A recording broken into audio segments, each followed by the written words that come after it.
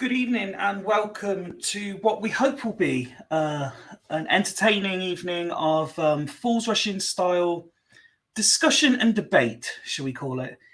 There's lots and lots to talk about.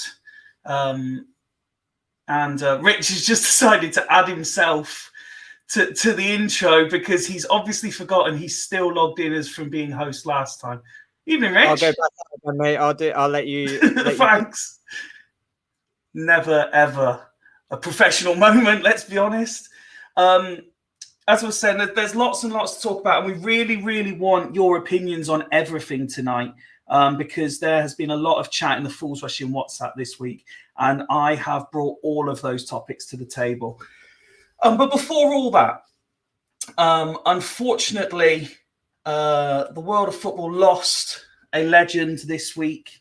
I learned from a very, very early age that I was always going to be too fat, too slow, not skillful or talented enough to play the game we love called football.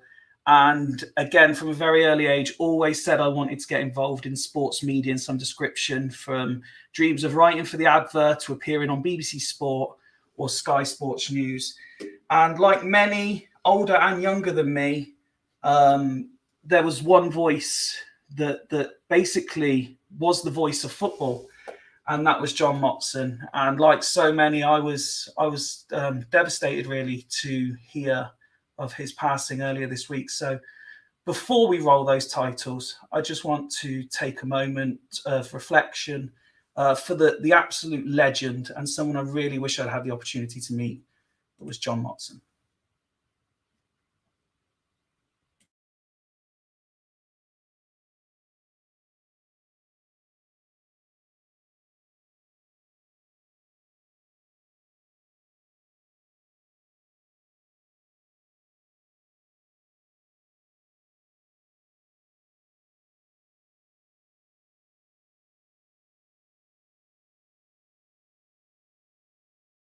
Take my hand, take my whole life too, but I can't help falling in love with you.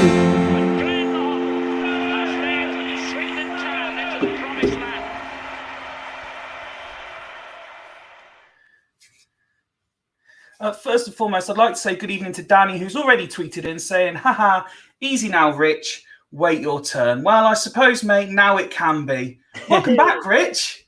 Cheers, mate. Thank you. Happy Friday. You were very eager to get involved tonight.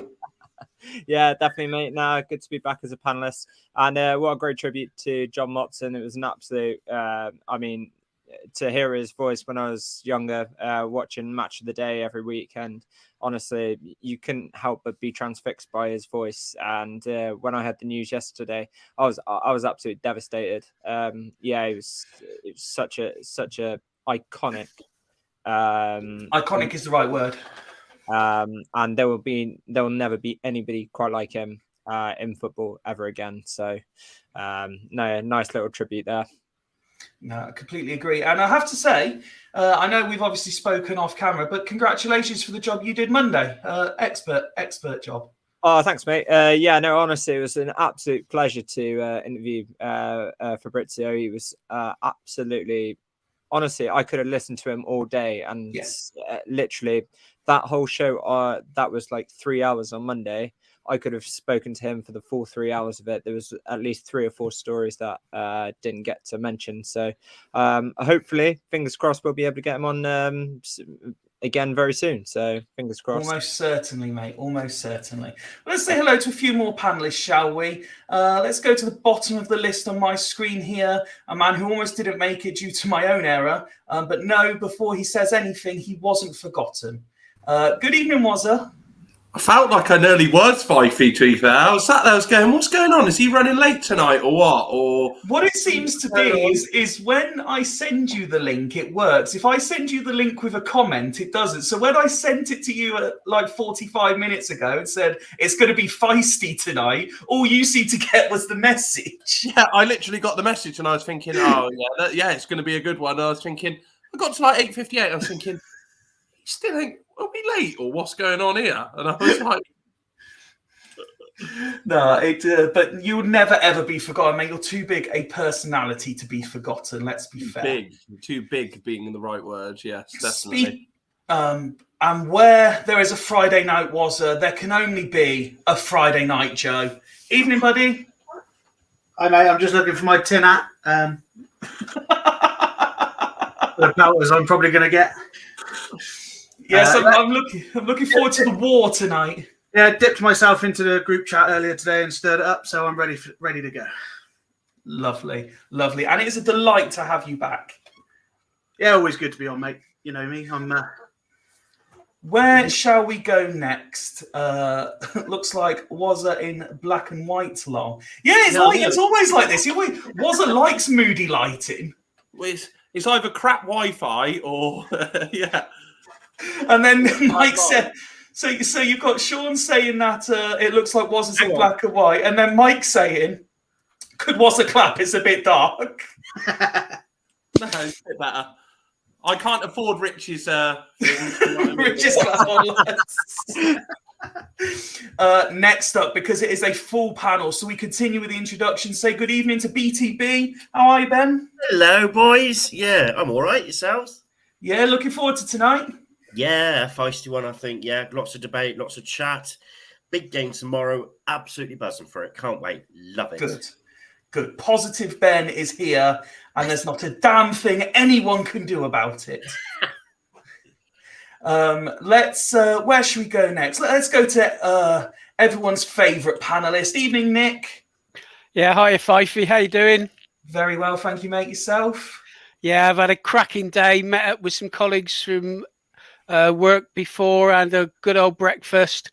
Went to the county ground, pick up my Orient ticket. Met the legend. It's Lee Peacock. Back home, tea, bottle of red. I'm absolutely cracking, mate. It's an excellent day. It's worth an advance warning for everyone watching. Nick himself said off camera he's a little bit pissed. I am. I'm just the one bottle. That's all. I'll be fine. There's Joe. Evening, Joe. Hi, Joe. And evening, Gav, with a very early come on, you Reds. We have one more regular panelist to introduce. As we say, if Nick's already admitted that he's pissed, our next panelist has admitted to be in something of a food coma after his dinner earlier this evening. Good evening, Woody. Good evening. I am looking forward to tonight because it seemed whilst I was feasting away at Harper's Steakhouse, which was amazing, by the way, I'd strongly recommend them. Whilst I was feasting away, you lot seemed to let the WhatsApp chat absolutely explode. So I have no idea of Joe being a bad guy. And in fact, when he said he was looking for his tin hat, I'm actually a bit worried what might erupt tonight. Well, put it this way, Woody. I thought it was just because we had a special guest on. I thought it was going to erupt tonight, but it's it's going to be interesting. Put it this way, Woody. Very quickly, I'm going to move the screen around a little bit because it's very much going to look something a bit like this. Ben and Nick going to war with Wazza and Joe. Oh, Ben. And me, you, and Rich have to. Wazza's on that side, is he? Oh, I mean, I've got. It's the president and the vice president, so we do have to stick together. So, right. Regardless, if you agree with it. I don't even know what Joe's done, but I've got to agree with it now. I've got to go with it. But before I feel like the all vice of president of Trump, really, because you don't really have a clue what's going on. You're just like, Yeah. Before all of that, sorry to interrupt you there, Ben. Before all of that, let's get on with the conversation. And for those who watched last week, you will remember for the first half hour or so, we had the Wiltshire County Cup final preview, where Woody and Beth went head to head and declared why each of their sides were going to win it. I'm pleased to say Beth has returned, as has Woody, for the review. Evening, Beth. Evening. How are you? I'm really good, thank you. How about you, Woody? I don't know, but you did quite well against Compton Bassett, didn't you? You did well against Compton Bassett. Get in there, Beth. Straight in. For anyone who's hard of reading, perhaps this might help a little bit, just to give a clue as to exactly how this is going to go. Oh no! Don't do this to me now. Am I the referee? You fucking amateur. I am, yeah. Yeah, Rich, you're refereeing this at the moment. So Warminster running out 3-0 winners in the final in the end. 2-0 it was at half time. Now, Bev, obviously we spoke at length last week and explained that obviously you were cup tied so couldn't play, but you were there in attendance to cheer your side on. What did you make of the game as a whole? And then we'll talk about the celebrations afterwards. I think, yeah, the game didn't go. In my opinion, probably the standard wasn't completely there, especially from Bassett's side. I think they kind of let it down a little bit, and I don't think we weren't really expecting a 3-0 win. So yeah, it was unfortunate that the game wasn't closer than it was. But yeah, no, to be fair credit to the girls from Warminster. They dug in deep. They dug in and they got the job done in the end. So that was quite nice to go in 2-0 up at half time, kind of relax them a little bit. And I think the first 10 minutes in the second half was really important for either team, for Bassett to come out and see if they could actually give the game a nice shot, or for Warminster just to settle it and take the rest of the half in. But yeah, no, it was a good game, decent crowd. I can't remember, didn't really publish how many were there, but it looked decent and full. So that's good for the women's game and for a county cup final, especially with Bassett and like Swindon not being there between a game against Bassett and Warminster. So yeah, no, it's a good game. I think most of the seats were filled, weren't they, Beth? And yeah, I think there was speckling of spectators around the pitch as well. So yeah, no, like you say, I thought it was a good crowd. Yeah. And Woody, from your side, obviously disappointment, but arguably the right result. Would you say in the end? Yeah, Warminster battered us in the first half, and I think Beth's probably spot on. Really, the third goal ruined it for us. Really, I think, if I'm honest, I think in the second half we came out with a little bit more fight than what we had in the first half, and who knows if we had scored in that first kind of 10-15 minutes, who knows what might have happened, because the girls needed a boost of some sort. They needed a boost to come from somewhere. And then, let's be honest, the third goal was an absolutely brilliant goal, and it kind of probably summed up the game, really. As I said, I was disappointed with our girls' performance. Best spot on, really. To be fair, I don't think it was a game of football for the spectators in some ways. It was. I don't think Warminster were at their best, and I definitely don't think Bassett were at their best. So, but it is the right result. Warminster were the better team on the day. I'm not bitter about that. So it's obviously it had a bit of excitement in it. Obviously, the ref was a bit strange, but the is that how you put it, Woody? Is that the phrasing that was used by you and some of the players? Yeah, of course. How you put it on Sunday, mate. yeah. So but he wasn't the reason we lost. I said this, I think, on, was it Monday or whatever? He wasn't the reason we lost. We lost because we weren't good enough. But it was. I did think he ruined the game a little bit. But it's. But no, fair play to Warminster. I said to the girls before the game, I said, Warminster will want to win from, obviously, recover from last year, and they know how to win important games. I mean, I look back at when Warminster played Swindon Devs last year. I was at that game. Warminster needed to win to win the league, and they just got that little, I guess, experience is probably the right word. That kind of fighting talk experience. So yeah, fair play to. I know Beth wasn't playing, but fair play to Beth and Warminster. They did what they needed to do. Oh, she takes full responsibility, of course. That's why she's here fronting up to the cameras. I reckon Tim didn't do anything, Beth. I reckon you did take it to the team talk, to be fair. You'll be like, I know exactly how Adam's going to try and get them to play. But the reason you were surprised is because they didn't play how I wanted them to play. Rich, you were in attendance at the game as well. Both Woody and Beth have suggested it wasn't necessarily a classic for those in attendance, but what did you make of it from where you were? Yeah, I think both of them hit the nail on the head. Yeah, it was a bit of a shame because I was kind of hoping that it was going to be a little bit more end to end. Both teams really going at it, really going for it. Unfortunately, didn't quite get that, and the first half certainly was more of a landslide. And you could tell the frustration really in the Bassett camp, really. And that was just me and Beth watching Woody. The amount of times he swore and the anger on his face. So yeah, but yeah, no, it was I could tell that they were struggling just to get the ball really out of their own half, really. But like Woody said. Second half, first 10 minutes, Bassett looked a completely different side.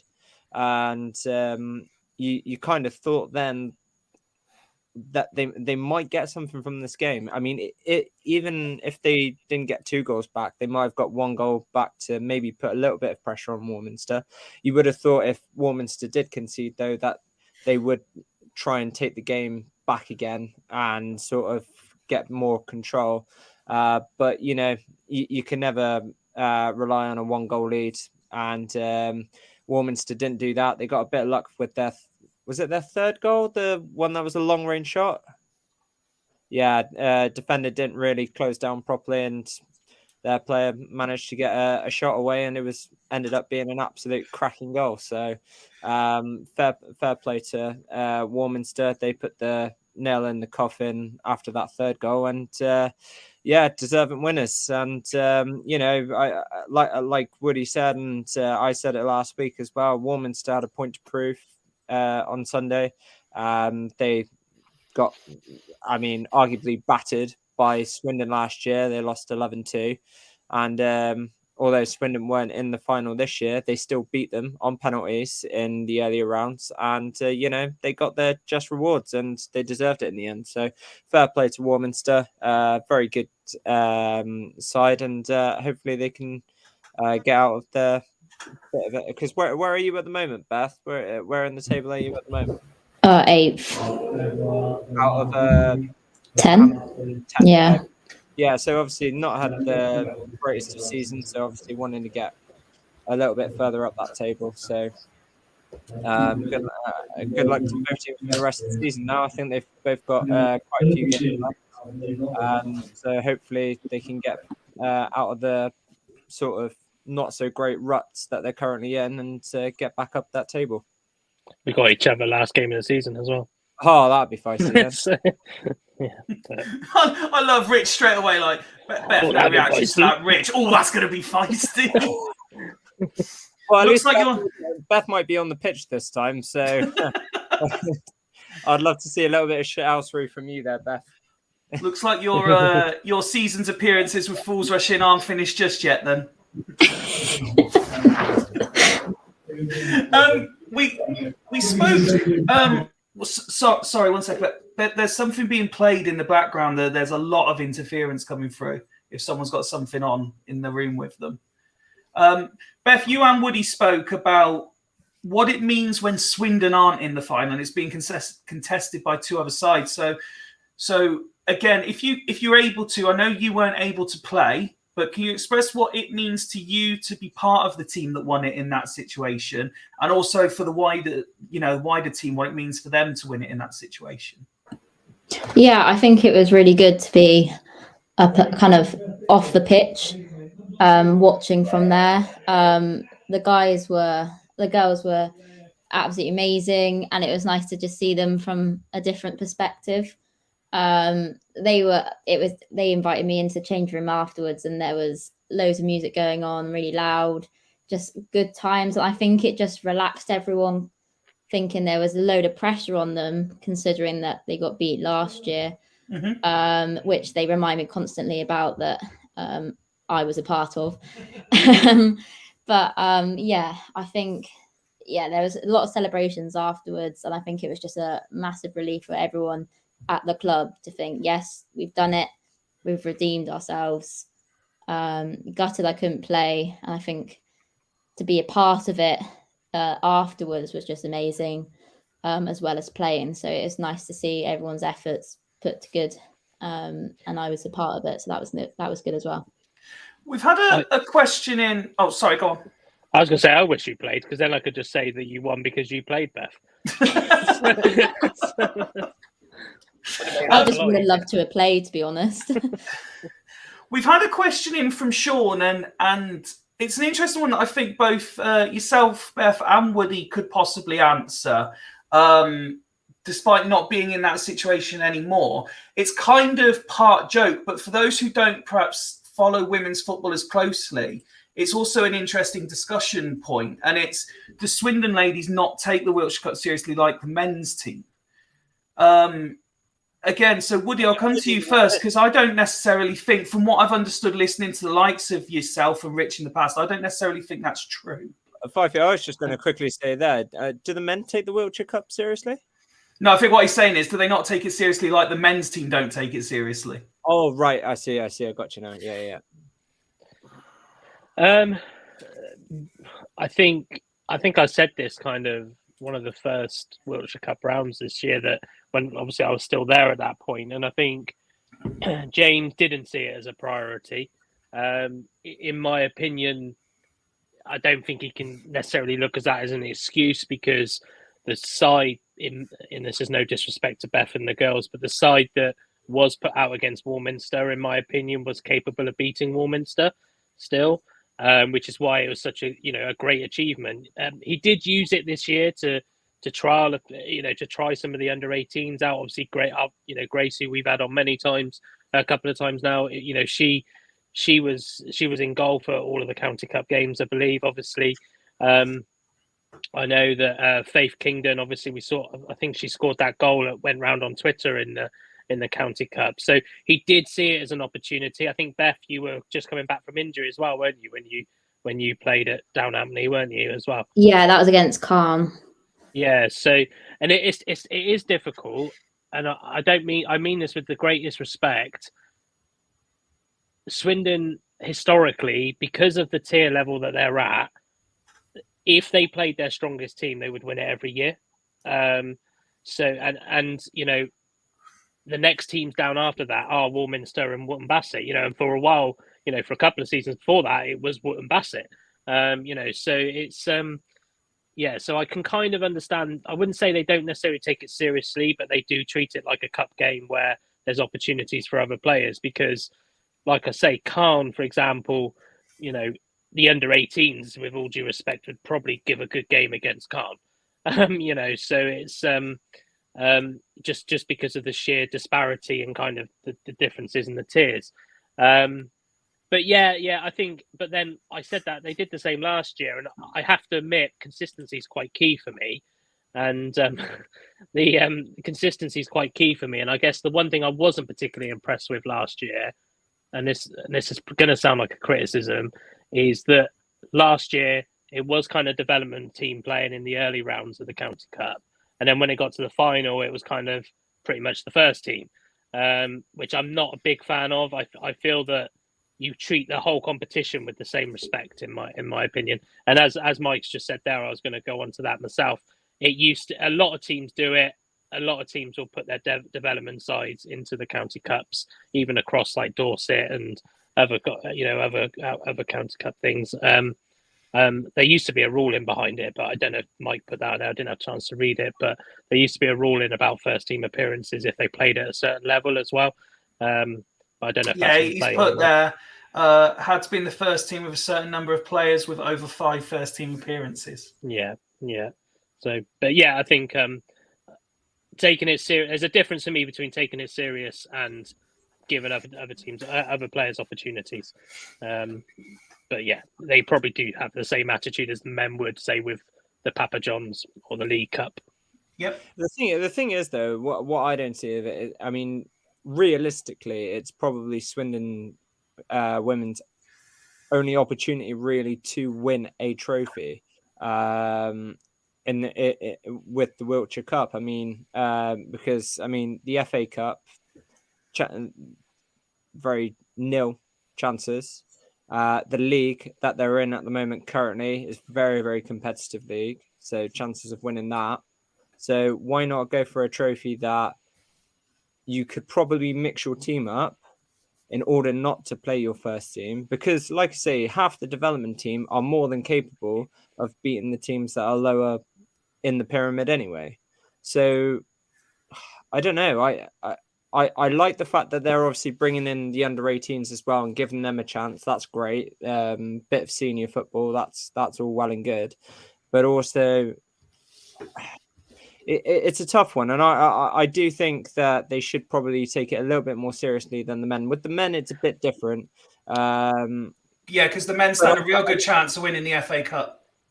No, but I mean, like in terms of, yeah, it's a tough one. Like, but like I think the Papa John's trophy though. That's the difference. I think more first team players should have played against Warminster in the semi final. I think because the look at Beth's face as you're saying that. I don't know if that's the face agreeing with me or not agreeing with me, but I do think that because they've got to respect the fact that the development side were in Warminster's league that Warminster won last year.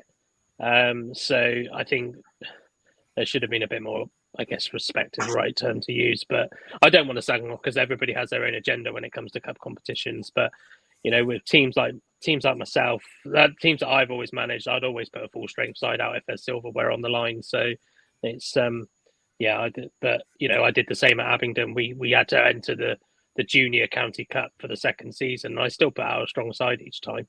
I just gave opportunities to players every now and then. Rich has kind of already taken us there, but Beth, I'll come to you first. We kind of started to ask you the question last week about what happens after the cup final, and obviously, quite rightly, you would say no. Let's just focus on the cup final and go from there. I did have prepared the league table currently, which I'll just bring up on the screen while I'm talking it through. You mentioned that you're 8th, which we can see there, and Bassett. Woody loves to look at this, by the way. I was gonna say. Yeah, you'll notice that it's perfectly positioned to cover his face, so no one can see his reaction to me showing it. I'll have you know that one of those 2 points has been since I've been at the club. So Beth, I'll come to you first. Looking at that table, I believe if I've done my homework correctly, it's Sherborne at home for you this weekend. Yeah. So taking the cup final win, and I presume trying to take that form into the rest of the season and finish as strong as you can ahead of the new one. Is that the aim? Yeah, that's most definitely the aim.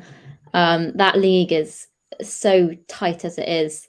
As you can see, Warminster haven't played that many games compared to other teams, so we have got a lot of games in hand. So that's another thing that's on our side at the moment.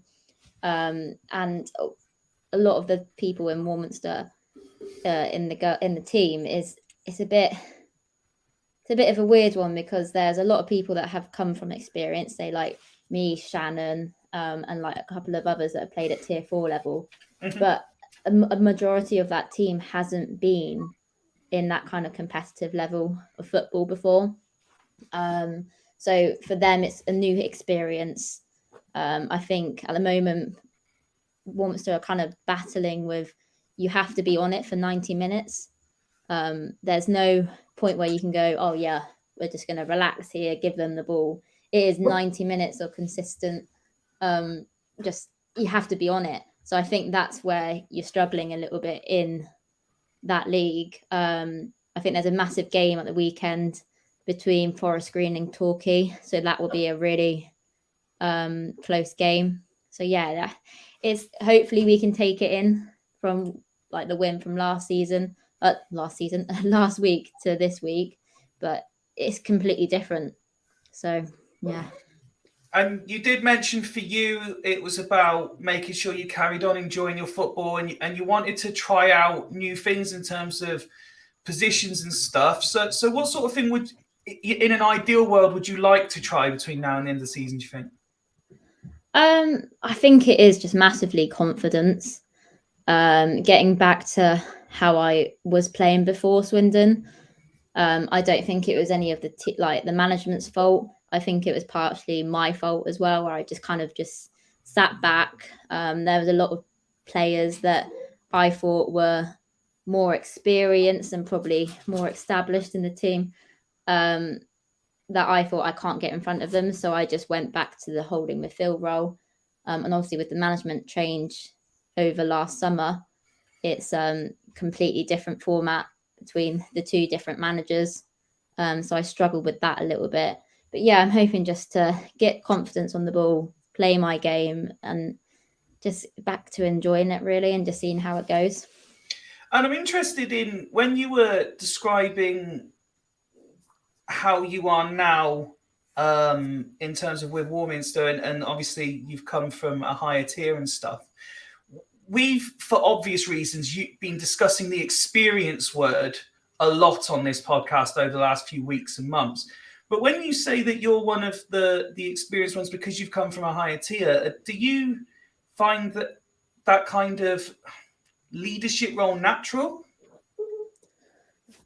I think that's a good question. I do try to ask one per episode. I think the way it went with Swindon, if it was a little bit better and maybe left a little bit sooner, I would have a bit more leadership going into that team. And considering that at Warminster, I know a lot of the players. I used to play with them in the Wilts League when I was growing up. So it wasn't like I was going to a completely different new team. I didn't know anyone. I do know those girls. Yep. I didn't really want to go in with the whole, I've come from Swindon, I've done all this, I can walk this league kind of thing, because that would have been, it just ended so bad. So I think in women's football, it's a bit different of how you kind of approach the team you're going into. Yeah. If you've done your research on it, there's ways of going about it, especially in a women's team. So yeah, I think I didn't want to go in all guns blazing, going, I'm the big I am, because that's not who I am as a player as well. And I don't think I would have been respected or gotten along as how I've got along with the girls already. They've made me feel so welcome. To think that I've only joined them since Christmas is incredible. So yeah, I've really enjoyed it, and yeah, nice to see what's going to happen in the next couple of weeks, months, and see where we can find ourselves in the table in the end of the year. Absolutely. And Woody, for yourselves, it's a home game. I'm going to butcher trying to pronounce this now, aren't I? Liskeard? Yeah, Liskeard, yeah. I think, by the way, I think Warminster will beat Sherborne on Sunday. But I think we talk about false positions a little bit. I'm not a massive believer in the saying, but I'm going to use it for the second time this season. I think they'll climb. They'll climb. They'll beat Sherborne, because Sherborne are in a bit of a strange decline at the moment, and Warminster are on the up, and obviously having the power from last week as well. Yeah, we've got Liskeard. I don't really know much about them, to be totally honest, apart from the fact that I know they've got a good connection with Plymouth now. I mean,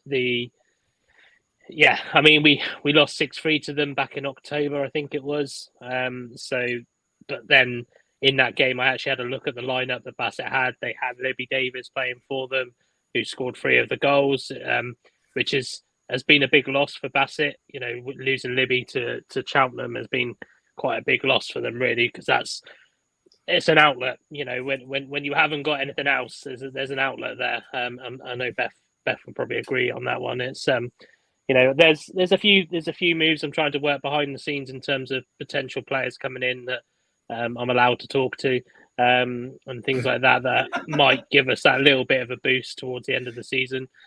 But we've just got to keep going now. There's no point sitting and sulking about it, because if we sit and sulk about it, we're not gonna get the results we need anyway. So, I reflect on the majority of the weeks. Half of our squad are under 18, so I've got to reflect on that and give them the experience that that they deserve. They're there for a reason. So, are they good enough? We'll soon find out. But they're, I want to give them that chance to really push on. And this is Tier 5 football. At the end of the day, it's one away from the National League. So, to argue that it was going to be an easy task for anybody is a bit foolish. But you look at it, shows you, Poole were in Swindon's league last year, and they're down with us down here. Warminster on the up, Torquay are on the up. Forest Green really only a massive impact this season, really, in terms of some of their signings. They made some quality signings this year. They've been heavily invested in as well, Forest Green, haven't they? Yeah. So, I don't begrudge it. I'm still loving the challenge. Can't you put that? I've already expired them, Mike. I'm not allowed to go near. We're not allowed to talk to Swindon anymore. But no. As I said, I do have some 7 days out there for a couple of players that I kind of know around in and around the area.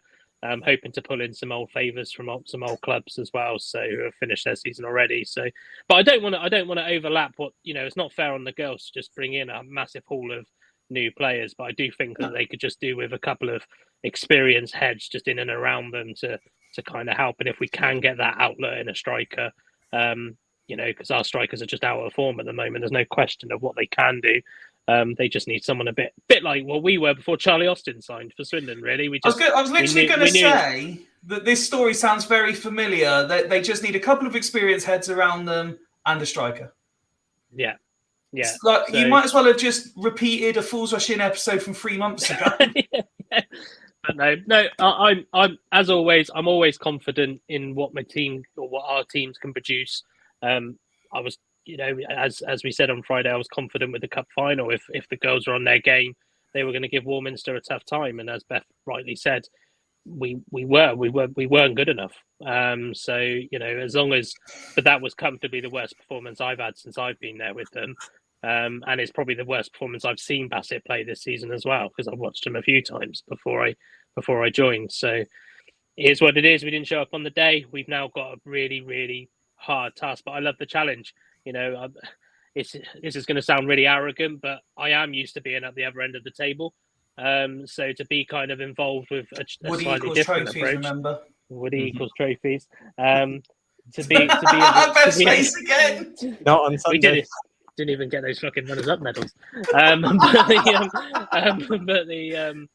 it's a good challenge to be a part of, and it's a great club. I love the club. So Woody, just a quick question. One thing I never actually asked you: do you think the nerves actually got to the players on Sunday? Possibly. I think, it could be the occasion. As I said, I don't want to. It's going to just sound like excuses. That's the problem. But I said to you in the clubhouse afterwards. 8 of that final 16. Were 17 years old, 16 or 17 years old, so they needed to experience a loss. Definitely. And I think sometimes that makes a big difference as well, experiencing a loss like that. I don't mean loss like in a league, I mean like loss in a cup final. It's I said to the girls before the game, we were talking that was my 15th cup final as a coach. So it's kind of he's literally thrown out every accolade he's ever put on his CV at the minute. I'm not going to tell you. It's outrageous. Sounds like he's trying to get himself a move. Oh, I'm not. I love it. But yeah, it's but they maybe they were nervous. I don't know. I genuinely, if you're not mentally up for it, then chances are you're not going to win the cup final. We talk about Wigan. We talk about all of those kind of underdogs at cup finals, and we weren't there. We just got to focus on the league. Both sides got to focus on the league. I think the problem is 3 go down from that league. That's the big problem. So that gives us a really tough task, unless, because there's 3 divisions kind of joint below us, like in regional divisions. So unless they reshape the leagues, there's going to be 3 that go down. I think Warminster will be safe. I think they might drag I think it's Ilminster just above them. I think that they'll get dragged into the mix. But we'll end up, we will win 1, 2, 3, 4, whatever, how many games this season, but it'll be games that we probably shouldn't win. We spoke about the Fawler Cup final, and we've been talking about for ages now, but we really ran Bristol Rovers to the ground on the weekend before, which is why I was so confident of the cup final, because Bristol Rovers, with their 150 coaches, they're a good side. They're a good side. They needed to beat us to stay within a title shout. If the game had gone on 5 minutes longer, we would have equalised. I guarantee it. But football's not done in ambition, is it? Football's only done in results. So, yeah. Well, I've got 2 more questions for both you and Beth, Woody. Ask Beth. Everybody's bored of my voice now. Well, they're for both of you, because you might have different answers. And then we'll turn our attention to Swindon Town women before we start the STFC chat for tonight. The first question, actually, though, comes in from Nick. So I'll start with you, Beth. He's asked on Facebook, how much would they have won by if Beth had played? To be fair, I don't know how much of an impact I would have actually made. It's hard to tell, especially in the cup game. Now, go on. To the masses of people watching and listening, you big yourself up. Go on. This is the opportunity. Double figures. Joking. Same as last year, then, Beth. Oh yeah, my important for 11th goal really sealed it. Yeah.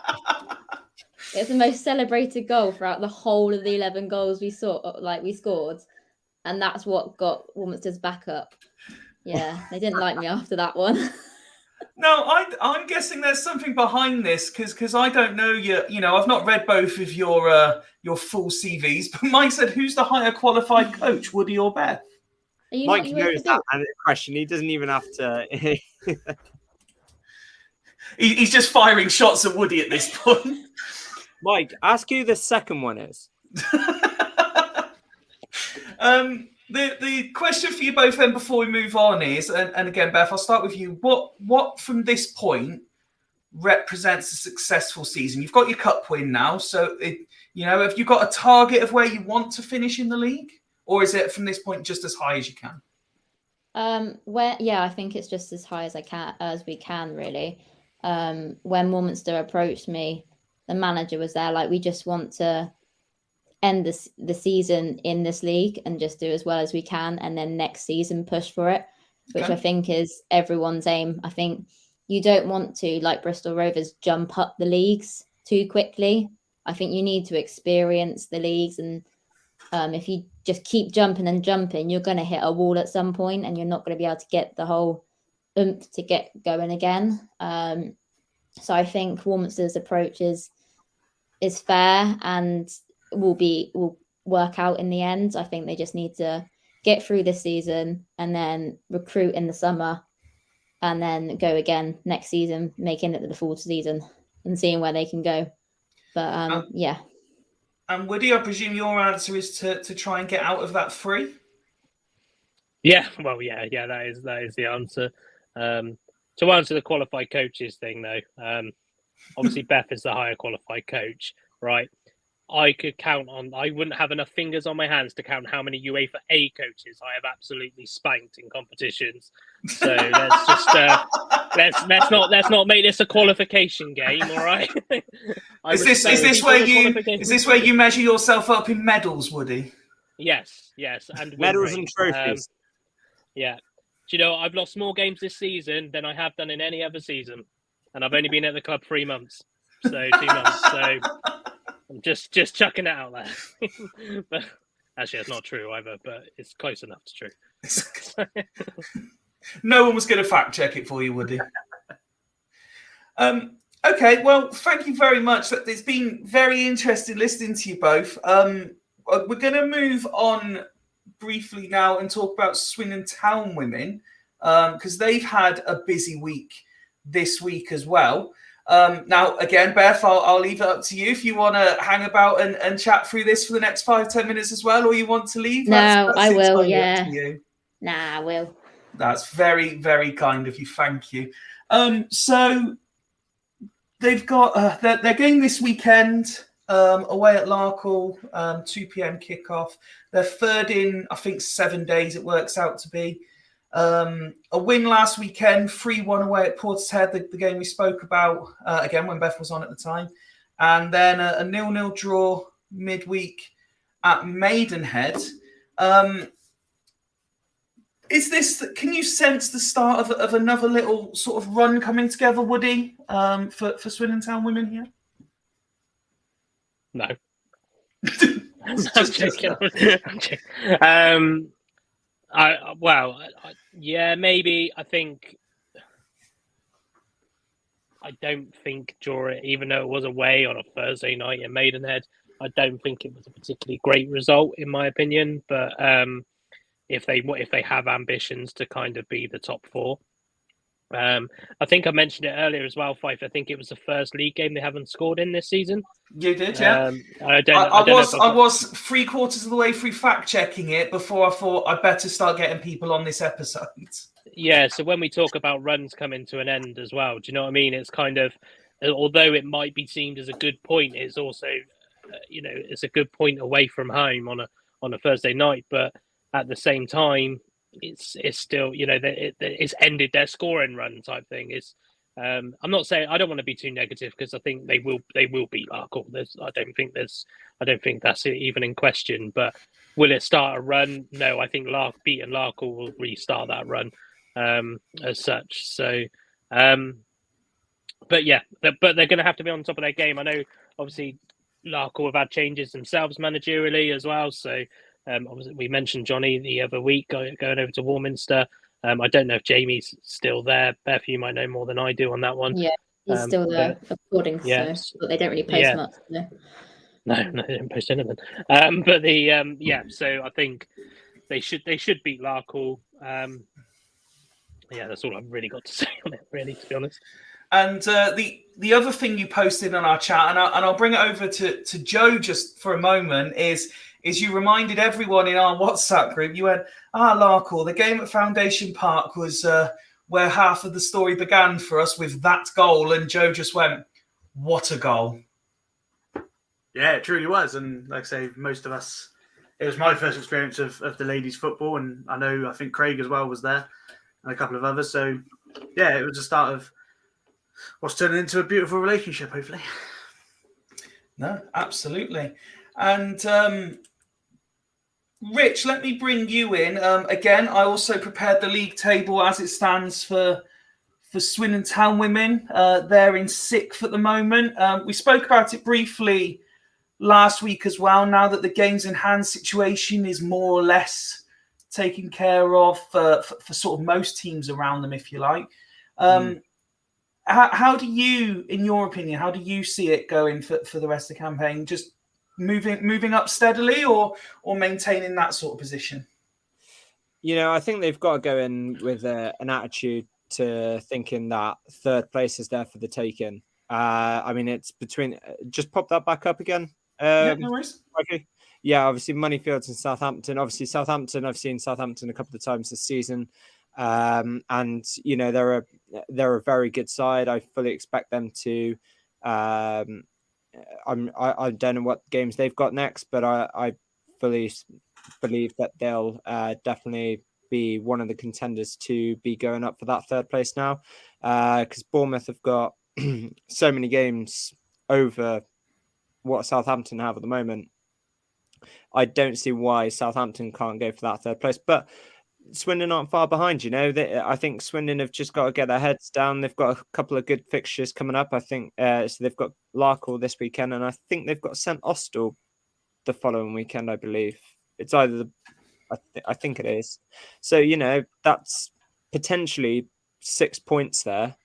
But they've just got to concentrate. They've got to get every point they've got. I think looking at it, Portishead, I think everybody expected Swindon to beat them. And I think a lot of the teams lower than Swindon, they should be beaten, really. And, like I say, it's a great opportunity for Swindon to really make a claim. Really, really, really push those two teams above them, because I know what Moneyfields are like. They'll always try and dig out a fixture, really, and Woody knows them better than anybody. So I wouldn't rule Moneyfields out, but I would say Southampton women are probably the stronger out of the two teams between Moneyfields and Swindon. But you gotta have that belief. You're pretty much on the same amount of points. You're pretty much on the same amount of games now. You gotta go for it. Get your heads down and really dig in. Beth, can I ask you from a player's perspective? I said at the start of this, it was a busy week for Swindon Town women. They had the Sunday, the Thursday, and then another Sunday game. For some people listening, they'll be like, yeah, but normally it's Saturday, Tuesday, Saturday anyway. How difficult is it because I was looking through the team lineups the last few games, and it doesn't change a great deal. There's maybe one or two per game, but it's largely the same core group. So how difficult is it to play consistently, without that week gap between games? Yeah, it's always a difficult one. There's these kind of weeks what I always found the hardest, especially when you're playing away, especially at Maidenhead. It's not a nice ground, it's not an easy route to get to. It's still quite far away. So yeah, it's not an easy one, especially with a midweek and then a Sunday and then another Sunday. It's tough. I can see from James's lineup that he has changed it around a little bit. So it's sensible because it does impact the players a lot, especially when we're training as well. So it's not like we take training off because we only train twice a week. Mm-hmm. So our Thursday training sessions, if it's a game, is gone. So then you've only got Tuesday. So yeah, it's really hard to manage it, and it's never a nice week. But then saying it is quite a nice week for the players that probably don't get a game, because it is their chance to try and get in the squad, because that there's going to be a bit of a change up. Bit of rotation. Yeah, so I think it's kind of 50-50 depending on how you're getting on really within that squad. But yeah, it's always hard for anyone because if you get injured, that's it. And I was just going to say that, but if obviously there's an injury that comes by in that week game, then you're buggered really. So, but I do think also, God, what was the point I was going to make there? Completely forgotten the point I was going to make there. Come back to me, Fifey. Sorry. I had a point in my head there that I was literally going to make. You interrupted Beth to half make a point and then forget what you were saying. Forgotten the point that I was going to make. Oh dear. Superb. So women, like I say, they've got Larkhall away this weekend. The development side travel to Bournemouth, and the under-18s, I believe it was Brackley for them. So we do wish all the teams the very best of luck, and we are hopeful at the conclusion of this busy week that potentially on Monday we might be joined by a current member of the Swindon Town women's team as well. Listen, Beth, thanks again for coming on, and extra time this time around. Normally it's like half an hour. Thanks, Beth. We're approaching the hour already, so thank you as always for your time. And as we've established, it's Bassett, the last game of the season, so it's certainly not the last time we hope to see you on Falls this season. Yeah, thank you very much for having me, and have a good rest of your podcast. Hopefully it doesn't get too too warsy, but we'll see. Oh, it will. But no, thank you very much as ever, Beth, and good luck for the rest of the season, and we'll see you again soon. Thank you for having me, guys. Cheers.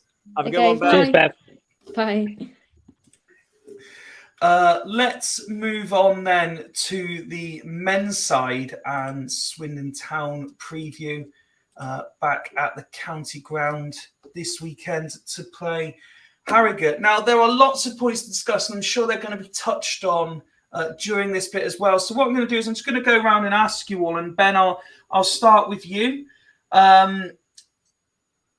Obviously, a win last weekend, and different people will have different opinions on the win, but a win is a win, and that's a stat that can't be argued.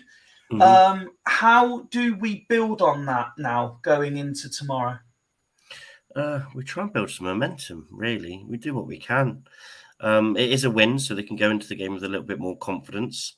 We won ugly, which is something that mentality was a question of the team that we couldn't do. We couldn't last the game against Sutton, but we did against Salford, so that's an improvement. Though I think the performances were quite similar. And we go and hopefully take the game to Harrogate and push for 3 points. And if we push 3 points, we get those points, we're back into the thick of it. So it's all gone blazing. We need to go early. We need to go fast, and we need a good start. We need a good start. It's fair to say, and I kind of mentioned it in the intro, Positive Ben is back. And no matter how many facts, figures, and opinions are thrown at you, it will not be taken away again very easily, will it? Well, you say positive, Ben. I have this thinking just finishing just outside the playoffs. So I know there's other panelists who thinks we'll finish just inside. So I do believe there is some problems there, and we've got some serious issues, especially at the back. But I don't think we're a side too far away. I think we've got some very good players for this level. And I don't think there's much of a difference between the playoff teams. The biggest problem I think we've got is at the back. I think that's going to be terminal for our hopes, really, I think, in the end, because we don't have that strength and depth. Hopefully we can pick a player or two up the freebie and hit the ground running like George EM. George EM? George EM? Is that what we're going with now? It was George, and then it was George M, and now we're going with George EM. George EM, yeah, George EM. Because that'll do, George.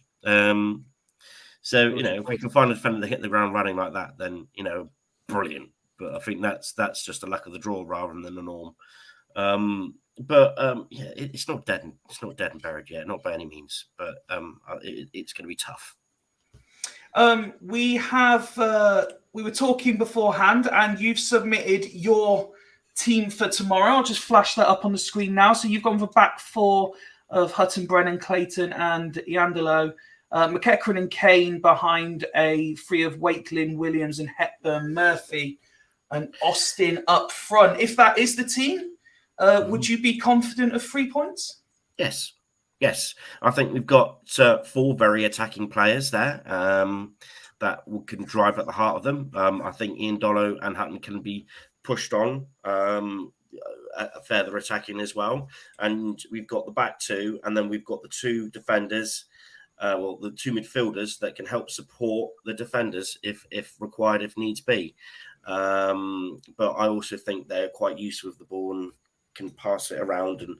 And George B obviously is a very good attacking option as well. But I think he's someone that's just going to be all over the pitch anyway. I think that's the team for me. It might not be for everyone. Okay, well, it certainly isn't for everyone. But before we hand over, Jack was also kind enough to also send his team in, which I'll flash up there. And it's not too dissimilar, to be fair. Well, he's gone for Kadji, hasn't he? And he's gone for Kadji. Battler. Yes, and he's more of a defensive-minded battler, which I thought about. I just think Kane's, because we are at home, and we need that little bit more classy player going forward and passing. That's why I play Kane. But if we're away from home, I'd have gone for that team because Kadji can protect the defenders, the back four, a little bit better. Okay. He's gone for a very similar team than me. Wazza, I'll come to you next, and I want to highlight some of the quotes from Jody Morris's pre-match, if I can, to you, because as someone who's always been interested and fascinated, I mean, I said in the intro, I wanted to go into writing and stuff.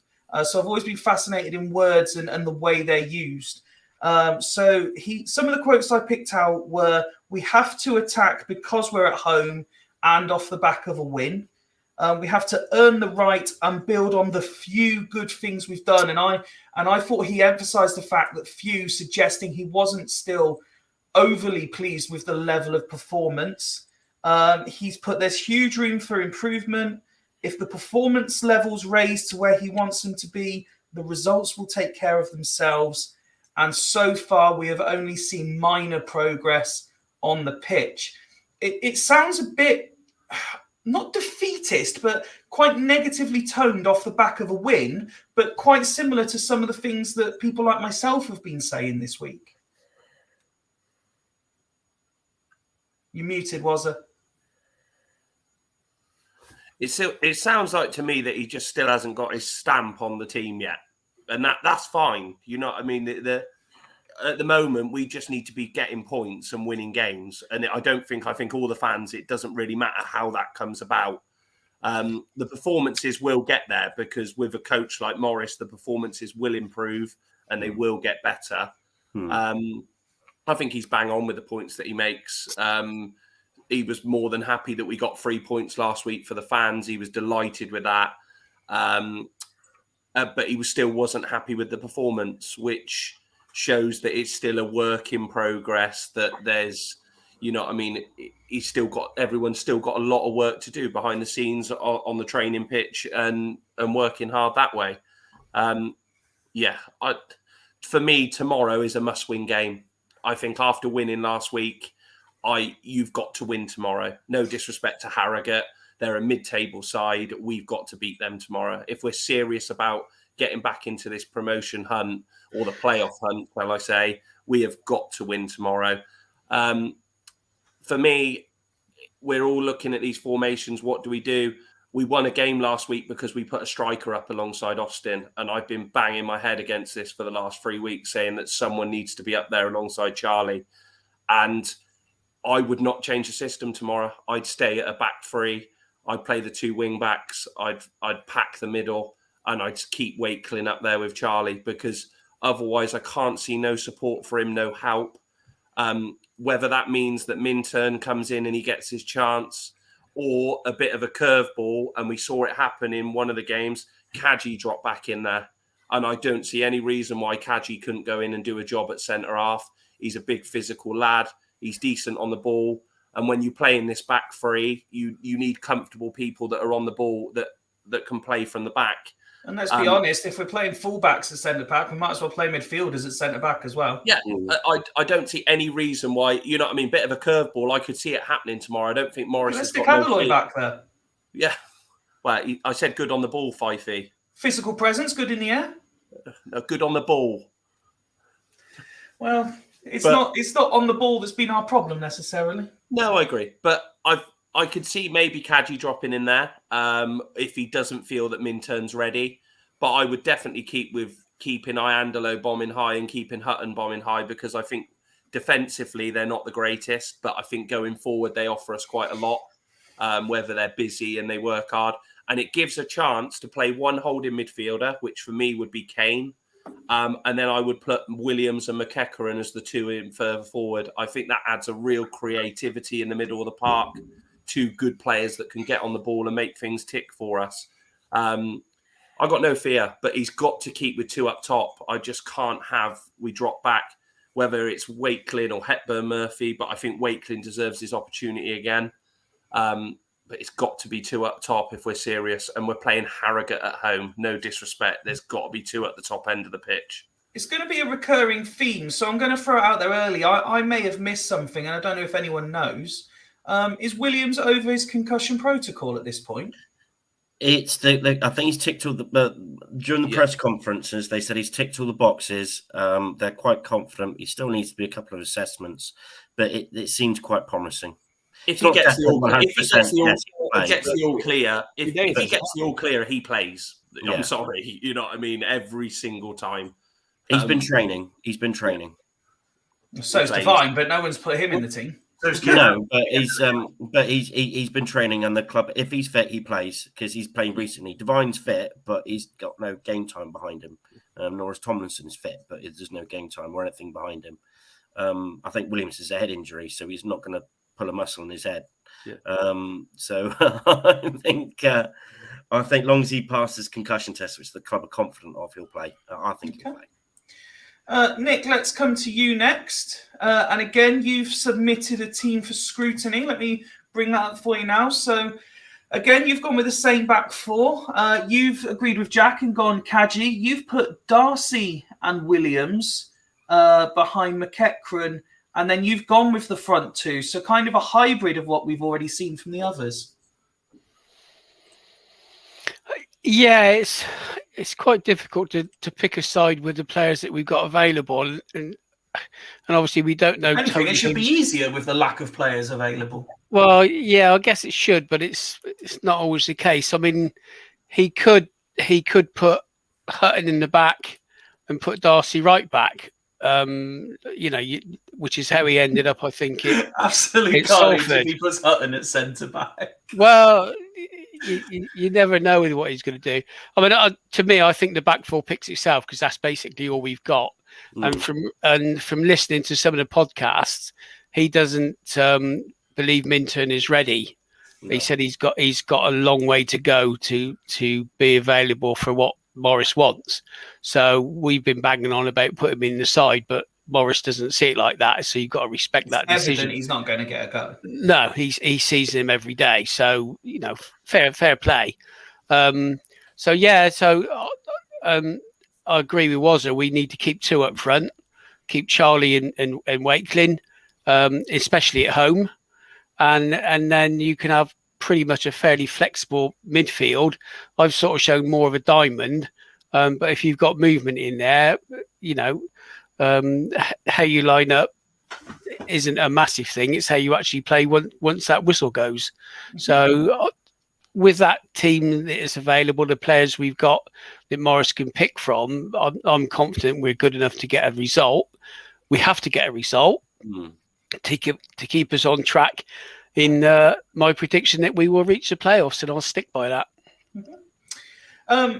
Rich, let me come to you next. And there are two fundamental cogs to the machine not available. So I'm going to gift you one of them to discuss. FBT, fairly long-term injury, supposed to be 5 to 6 weeks. We've all kind of resigned ourselves to the fact, and at points there's been sarcastic mocking of our array of left backs that are now unavailable, our lack of array of centre backs, and we've lost the only player that plays in both positions. Yeah. Do we know what injury FBT's got?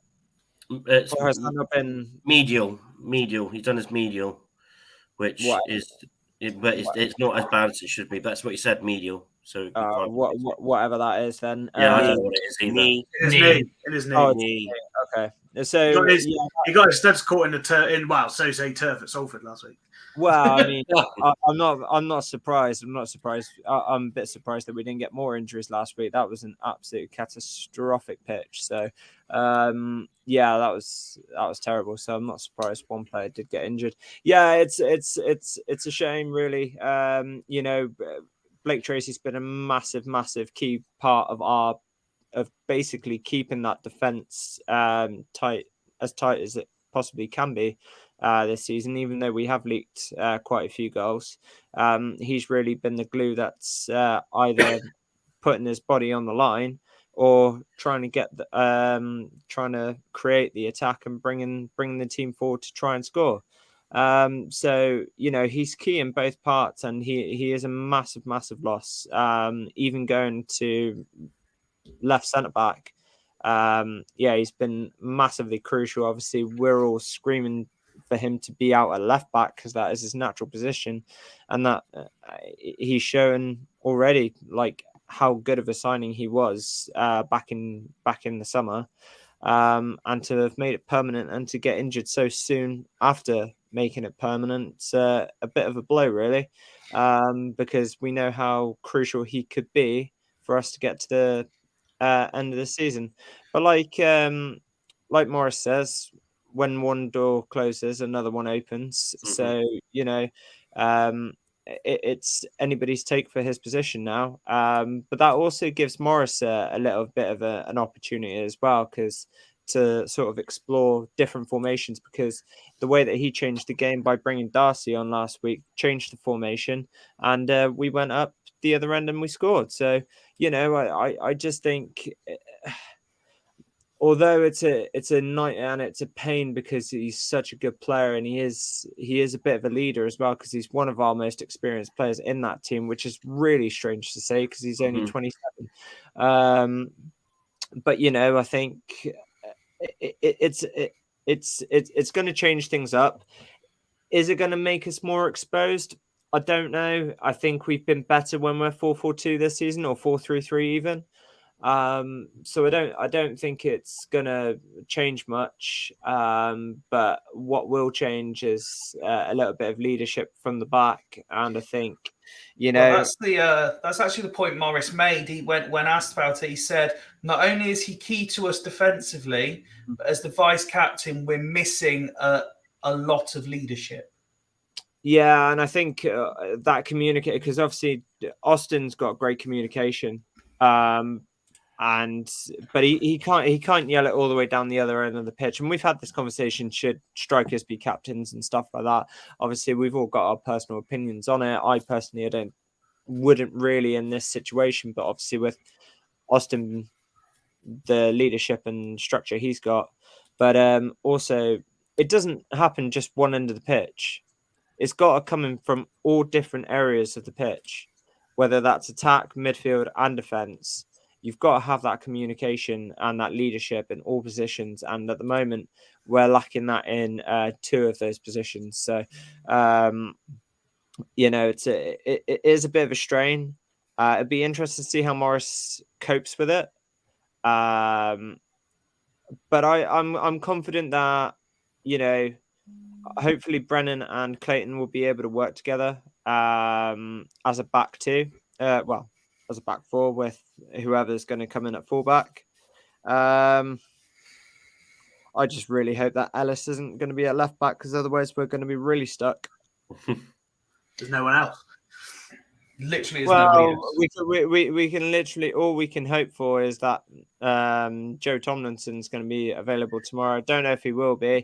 He declared himself fit, so unless Well, there could be the outside chance that Morris is just playing silly buggers and saying he's not fit, and then he actually is. How can we have a player? How can we have a player that's not played for ages get ahead of Ellis? What is this? You know what I mean? Like, Ellis is come on. Like, Ellis isn't a left back. We're beating him. No, we don't play him at a left back. Play him at a left. He might not be a left back. I'm not saying don't play Ellis. I'm not saying that at all. I'm just saying that we need somebody that can play naturally in a left back. I'm not saying drop Ellis at all. Not at all.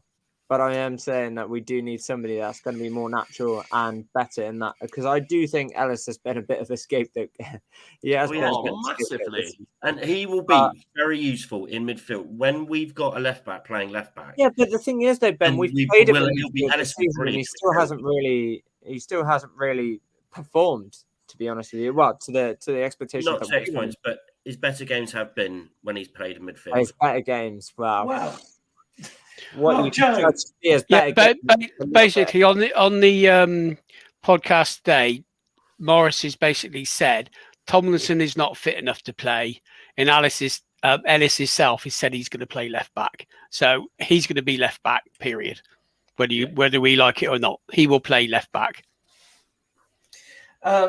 Joe, let me bring you in on the other major absentee. The man who had Jody Morris say that Sads is one of the most important players to this team, and it is incredibly frustrating. A 5-game ban handed out to him for events at the weekend. Depending on first talk us through the impact of losing him. I mean, you're losing a ball carrier, aren't you, in midfield? You know, he's whereas a lot of the other guys will take a touch and pass the ball. He'll get the ball and drive it opposition. And he does get stuck. I mean, we've said on air he's not a holding midfielder, but he will get stuck in. He's not even close. But he's got a sort of discipline out. I'm afraid it's not good enough. you can be as talented as you like, but if you're missing 10 games a season through suspension, sorry, it's just not good enough. And he's got to improve that side of his game. I love him as a player. I think he's totally different to pretty much any midfielder I've seen in League Two. Central midfielder, you don't get many central midfielders that play in his style, but he's really got to sort this petty red cards. They're just all three of them have been silly red cards. Well, not officially a red card, but you know what I mean. On that note, and I'm going to come back to you more on the midfield in just a second, Joe. But that brings me nicely, that comment just there, to the first one that I'm going to throw out to everyone on tonight's panel, and I'd love everyone watching and listening to let us know their thoughts. And it simply is, as good as he is Khan a liability to this squad? Let's start in reverse order. So Woody, where are you on this? Well, if you go back a couple of episodes, I said back then I thought Khan was a liability. I thought, we talk about some of the silly red cards, silly yellow cards.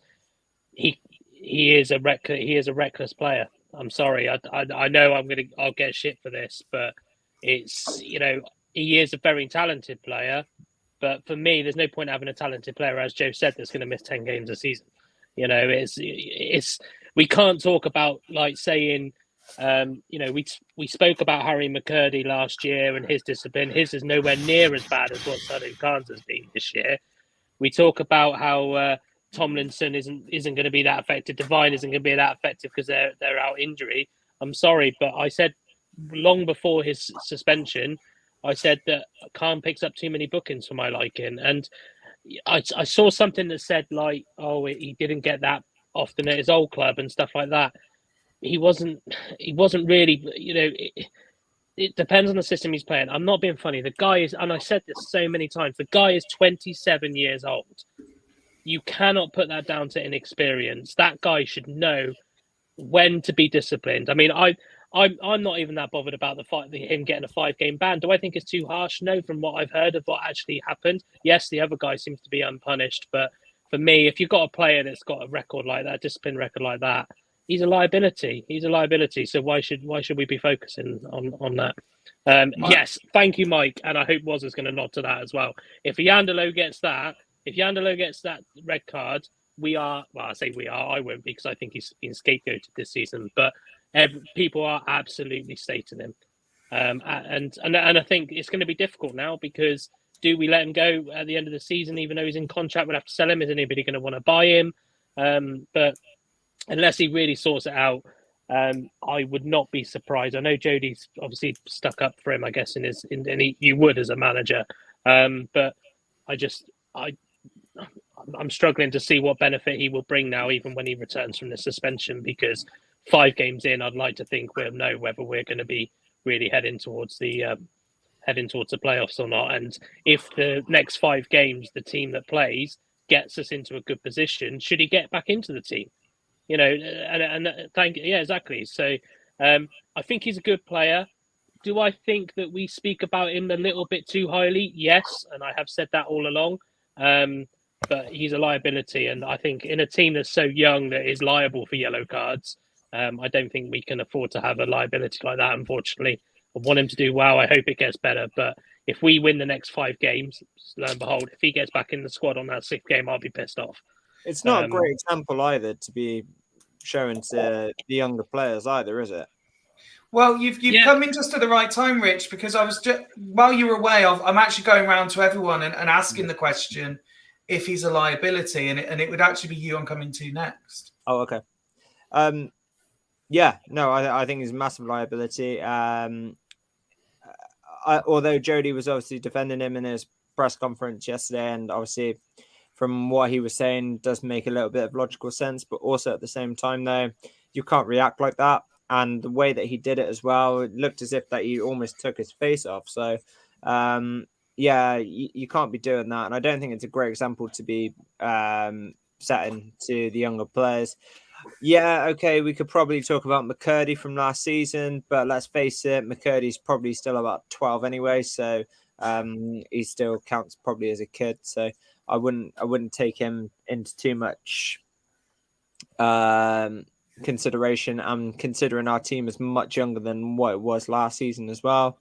Yeah, it doesn't bode well for him. And I think I don't know if Woody was saying it there, but I think he said it on another night that you can see exactly why he's been in the lower divisions for as long as he has been. And you know, maybe he can't. Maybe on that one. On I'm that sorry, one. Fifey. Go on. I was just going to say, before we go to everybody else, can I just put some perspectives in this? Bearing in mind that this is the second time he's been sent off for banned for ill discipline. We're in the playoff final. Sadu Khan's playing. Does that to a player get sent off in the 10th minute? Just bear that in mind, because we can't say it's unlikely, because it's happening. Just bear that in mind when everybody's giving their answers. Nick, on the point Rich just made, I'll be honest, I haven't fact-checked this myself, but I think it may have even been Ben that was in a Twitter conversation with someone where I read this. Does Swindon take any of the responsibility for his disciplinary record when, I believe last season, he only got 4 yellow cards and no reds? I think it's at the end of the day, it's down to the player. The players on the pitch, like everybody has said. I think he's 27. In playing in League Two, you should have enough about you to know what the game is all about. For getting a 5-match ban, yes, he is a liability. He's a reasonable player at League Two level. He's done okay-ish for Swindon. None of us think he's a defensive midfielder, but others think he is, i.e. the coaches, because that's where they put him. So you got to respect that from the coach's point of view. Is that due to lack of any other available option for that position? Again, is that us contributing to his disciplinary record by playing him so drastically out of position? No, I don't think where you play makes any difference. He should be in control of what he's doing on that pitch, and I think Jody Morris give a very sensible reply to the questions around him. He said he's already been in. He didn't say the word fined, but dealt with within the club, internally, which is fine. He thought. I haven't seen the incident, so it's hard for me. I can't say anything about that because I haven't seen it. But from what I've read, it seems harsh, but it is what it is. And it's everybody said, you put yourself in that position, and you're going to suffer from it. So, yes, he's going to miss 5 games. He's already been suspended for another 2, 3, 4, 5. I don't know what it is. He's had 5 games that he's missed through suspension already. Yeah, you can't have that at this level. To be honest, if you're going to do that and end up with a sending off in a suspension. This might sound horrible. Smack the player. Don't just put your hands up. If you're going to get sent off, give a reason for getting sent off. Not a poncy bloody put your hands up and the player falls down holding his face when nothing's happened. If you're going to do it, do it. But to be fair, Nick, he properly it's funny perception, isn't it? Because Jody Morris said it was nothing. I didn't see it, but didn't look like anything. He's experienced enough not to do that. He should better look at the player, laugh at him, and walk away. Simple as. I love the fact that so Richard said it looked proper. Jody Morris said it was nothing. Ben said it didn't look like anything, and Richard's reaction was stunning. We literally had a player sent off like 2 weeks ago. 2 games ago for exactly the same thing. we know the punishment. Distance, it looks near the face. He's been done. Ben, I flashed up the comment while Woody composes himself. I flashed up the comment from Garth saying that he feels he's been unlucky. I'm guessing he means just in that one decision, not with all of his disciplinary. Woody's been sending the figures through for us into our chat. So 6 bookings and 2 reds at Swindon, plus this off-the-ball incident spotted, and the FA have had to deal with it for him this season. 4 bookings in 39 at Chesterfield, 2 bookings in 11 at Dagenham. Yeah, so until this season, it's been pretty good, his record. The Grimsby game, I think we go look back to the Grimsby game. He got booked twice, Both were very soft. I think we would have appealed the second one because he was fouled. And I think a lot of the Grimsby fans thought their own player was getting sent off when Khan was. And he's been punished twice for that. So in some ways, he has been unlucky. Well, Hmm? didn't he come on as a sub as well that game? Don't think so. It was the Grimsby one. I might be wrong, but he got. I think there was two very soft fouls against him. The first one he got booked from. The second one he was fouled, but he got the card for, and we couldn't appeal it because you can't appeal second yellows. And now he's been punished for that wrong decision. So in that sense, he has been unlucky because he shouldn't have had the first red. The second red was stupid because he needn't take out the player. He tried to do a tactical foul when he didn't need to, and he got himself sent off against Gillingham, and that was just stupid. And this one was just dumb. But if I know people are laughing at me, but no, we're laughing at the comments, Ben. Oh, that's all right. Well, Woody might not be. Morris was right. If Morris was correct, and he got stamped on twice, and Swindon have video evidence that Sadio was stamped on twice, and nothing happened, he shouldn't react like that. But then it's slightly more understandable why he did. But he's being murdered for it now. So I don't think the player himself is dirty. I don't think he's got that sort of temperament about him. I think at Gillingham I don't think he's got the temperament. I do think at Gillingham he was walking red card. I could see him getting sent off at the Gillingham game. I didn't watch the Salford game live, so I couldn't tell if he was about to walk or not, or if he was walking a tightrope throughout the whole game. But I think there was he was provoked, and I hope he takes this season and learns from it.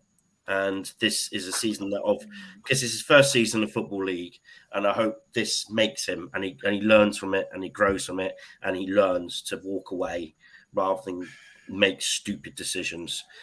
Because the Gillingham one was a stupid decision. He needn't take the player out, and it cost us 2 points. And I love when people say that one player, whether it's an act of recklessness or a bad decision, I love that one player can cost us the points. It's like the amount of times Hepburn Murphy got accused of costing us the points against Newport. He got sent off in the 8th minute. There was 82 minutes for the rest of the team to do something about it. No doubt whatsoever in my mind, the way that game was heading against Gillingham, we wouldn't have beaten them. Absolutely no doubt in my mind. Gillingham were on the back foot, and they it was on the cards that they would let the equaliser come in, and it was on the cards we nearly won it with 10 men. That game was only going one way, and if it was the other way round, we'd have said we were going to lose that game. We'd all say Swindon were losing that game. So I think absolutely we were going to win that game. There's no proof that we were. It's just we all got that gut feeling that we probably would have gone on to win that game. Go on.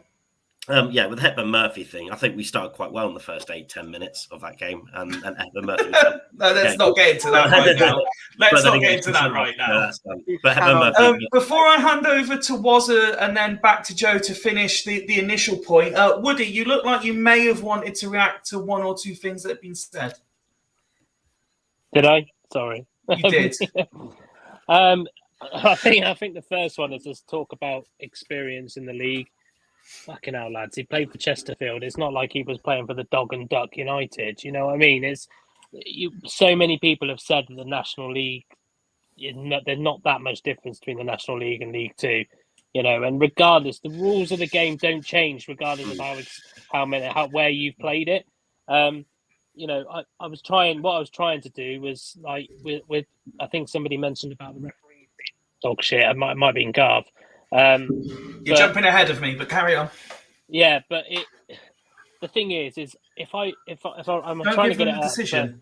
I think don't give them the decision first of all. But we actually don't have the worst discipline record in the league, if I remember rightly. I don't know for a fact check, but we do have one of the worst disciplined players in the league. So there comes a moment where we can't really blame the club at all. It is down to the individual himself. But yeah, I think it was probably more around the kind of he's inexperienced because this is his first time in League Two comment. I'm not saying I'm not. Yeah, he's played plenty of football. You know, like at the end of the day, I go on a football pitch, I know I'm not going to punch somebody in the face. I've never played League Two football, so it's kind of the same.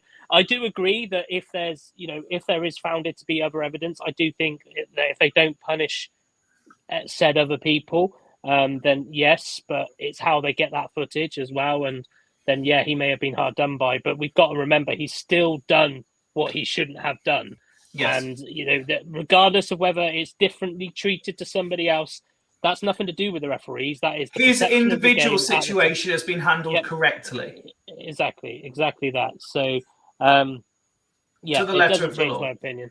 It doesn't. Yeah, it doesn't change my opinion. I think maybe those who are trying to maybe stick up for him a little bit too much is probably because they think he's so good a player and so important to us.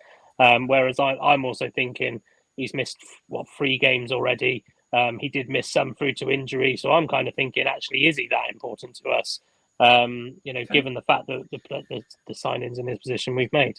Well, what's the last word on this to you before we go back to the initial discussion? And I flashed up Sean's comment a minute ago, and Woody mentioned this one from Garth. Do you think he's being...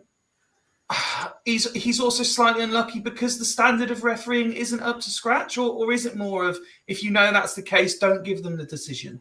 I mean, bear in mind, this latest one that's caused the 5-match ban wasn't a referee decision. Yeah, that was this. The one that he's got 5 games for is not the ref's decision. Yeah, this has been spotted after. I agree with Sean's point on the thing that he needs to learn not to retaliate. That's the massive thing for him. See, it's a difficult one for Khan because this is the first one where he's been done for sort of violent conduct or something like that. Khan doesn't get straight reds. He gets a combination of loads of yellows because he's a busy midfielder that gets around and he makes a lot of tackles. Yeah. Unfortunately, if you're a busy midfielder that gets around the pitch, you're going to make a lot of tackles and you will miss time a few. They're tired challenges. A lot of them are on turnovers when we lose the ball and Khan is there and he has to take a player down. And at the time, it seems like a clever yellow card. But when they accumulate and we lose him for games, then it's difficult because we can look at it in this aspect. But I don't think he's a liability. I think we'll let him have this one. The violent conduct one is the ones you can control. Because when you're in a game and you have to make a challenge, you have to make a challenge. Whether you're mistimed and you don't get the ball and then you get booked. But the violent conduct ones, you're making a decision in your head whether to make that moment and what to do. And he was totally wrong, so he deserves the ban. But for the combination of the yellow cards, unfortunately, he's just a midfielder that likes a challenge. Whether he gets the ball, whether he doesn't get the ball. Yellow cards, combination of them, it is what it is. He'll be back in the squad when he comes back in. He is a big part of our midfield, in my opinion. And I just hope he learns from it. And hopefully someone behind the scenes, and I think what Nick said, I think Morris has handled it perfectly. Leave it in behind closed doors. Let Morris deal with it. Let the staff deal with it behind the doors. And the proof will be in the pudding when he comes back, whether he learns from it. Okay. Joe, let's bring it back then. Onto the midfield options. In the absence of Khan, we were discussing a little while ago whether Williams may or may not be available again. McEachran's obviously impressed in his 2 appearances so far. Darcy came on, had an effect. A lot of people still calling for Aguiar to be involved. You've got Kaji, Kane. Midfield, despite all of our perceived issues, is possibly the one area where, even though we've lost a key player, it might not be too detrimental, which I think is the point Woody was making. Yeah, I mean, it's an area that we are relatively well stocked up in. The issue, in my opinion, I think we've got too many players that are the same in there. They all do the same job. There's not, you look at Kane, you look at Darcy, McEachran, they're basically the same player. There's three guys there that are basically the same type of player. For me, going into tomorrow's game, I think you've got to stick Aguiar in there. A bit more attacking, gets into the box, gets around the edge of the box. Just, you got to give it a go. Just try something different. I don't think it'll happen, but that's the only thing. I mean, Kaji, is a big lad, but I've not been overly impressed with him so far. But he's still young and not played many games. But that's the problem of our season, unfortunately, isn't it? It's just we're relying on players that haven't got experience. And going back to the Khan thing, again, it's sort of sums our season up: poor decision making and petulance. That's been the story of our whole season, really. Okay, let's bring it to Woody then. Again, you sent me in a team prediction, and this is what you've gone with. So again, it's the same back five, including goalkeeper, that everyone else has picked. You've gone for the Kane and Kadji partnership. Wakelin and Darcy either side of McEachran, Austin up top. Yeah, I think like the others, I don't think this is necessarily what I think it should be, but I think it could be what it will be.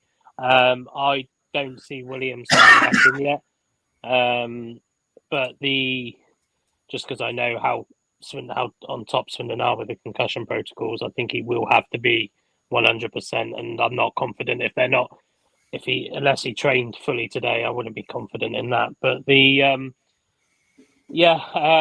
think I was just kind of like dotting around. I thought Darcy would probably be in the squad. And I think I just put him out there on a bit of a whim, really. I'd like to see McEachran get a little bit more forward, potentially. That's why I think it will go like that. I do actually agree with what Wazza said earlier about, as much as I hate 3-5-2, putting two people up top might be what we actually need. But I also think that could set us up defensively as well, which is a bit of a problem. So that's just what I think will happen. I'm kind of thinking if Williams doesn't play, if Williams does, as the guys have said, if Williams is fit, he'll play. He won't be on the bench. He'll either play or not play. But the lineup I've gone for is kind of based on Williams not playing. I Kadji. I put in there because I think Jody we know Jody likes him because he was Jody's recommendation.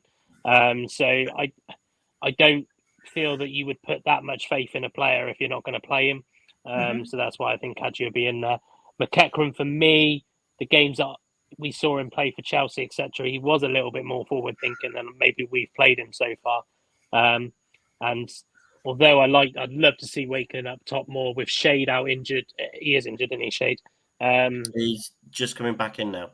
Yeah, but he's not fit to play though, is he? I don't think. No, I think he played last week. He played last week. He came on last week. Yeah, but I thought he said in his presser that he wouldn't play this. He said he's not trained as well as he should do. But right, okay, sorry, I must have misread that then. But yeah, so I just think I think if we do go with four at the back, he'll put Wakelin out on the left again, on the left of that three. Is it how I would set up? Probably not, but that's how I think we will set up. Okay, let's see how confident the group is tonight then, as it is prediction time. And I would like to start tonight, please, with Wazza. If he plays two up top and he goes for it, we'll win 3-0 or 3-1. 3-1, actually, yeah, because we look a bit shaky. But yeah, I fancy us tomorrow. I think like I said earlier, it's a must-win game. They don't come bigger than this. It's a chance to start a bit of momentum. We've got to win. We have to. Two up top, we win 3-1. Okay. Let's go to Woody next. Similar to Woz, I think if we set up with an attacking mentality, we'll win. We'll probably win 4-2. If he sets up with the wrong mentality, then I can see it being a bit of a poor draw. But I'm confident. As I think I said in the chat, we need to focus more on what we can offer at the other end of the pitch now, rather than defensively, and just I can't remember which was it, Ardiles or whatever. Kind of just aim to outscore the opposition, which is obviously the main aim of the game anyway. So I'm going to go high. I think it'll be 4-2. Okay, Ben. 3-1. Another 3-1 prediction, lovely. Let's go to Joe next. Yeah, I think Harrogate got two players to be aware of. I don't know what the fitness and things are, but Alex Patterson and Luke Armstrong. Keep them too quiet, we'll win. But I do worry about, I said the same last week, and we dealt with him pretty well, Matt Smith, but Luke Armstrong is a big physical striker, good in the air, good work rate. But if we can keep him under control and keep Patterson out of the game from midfield, I can't see us keeping a clean sheet, but I think, 3-1, 4-1, 4-1. Okay. Nick? 4-1. Yeah, I was going to say a score. It's already been mentioned a couple of times, but obviously I hate to agree with other people on the panel because that's not what we do. So I'm going to say we're always going to concede goals. I can't see us keeping a clean sheet, especially with the lack of experience in the back line. I'm going to go for a 4-2. 4-2. Woody said that. Game. Finally, Everybody else said 3-1, which is my initial one. Rich. I'm gonna say 2-1. This game sort of has that same feel as if Barrow at home last season. Basically almost secured us to get in the playoffs. This sort of feels like that kind of game, like sort of thing. It'll be a bit of a scrappy game, I think. Harrogate are the kind of team. I mean, me and Woody saw them earlier on this season. Obviously, it's a little bit different. Little bit different circumstances now. It is definitely a game that we won't forget, that away game. And now it's time for us to sort of show what our team can do, really. And our team has changed a lot since then as well. So I'd like to think that we'll be able to go out for them tomorrow. Hopefully, like the boys have said, hopefully we set up the way that we want, that we should be.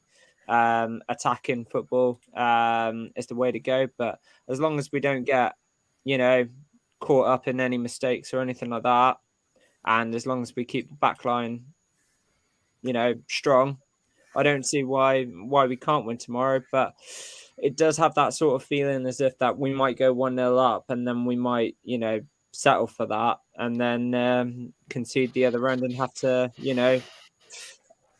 dig deep and get a winning goal. It sort of has that feel to it. So we'll have to wait and see. Okay.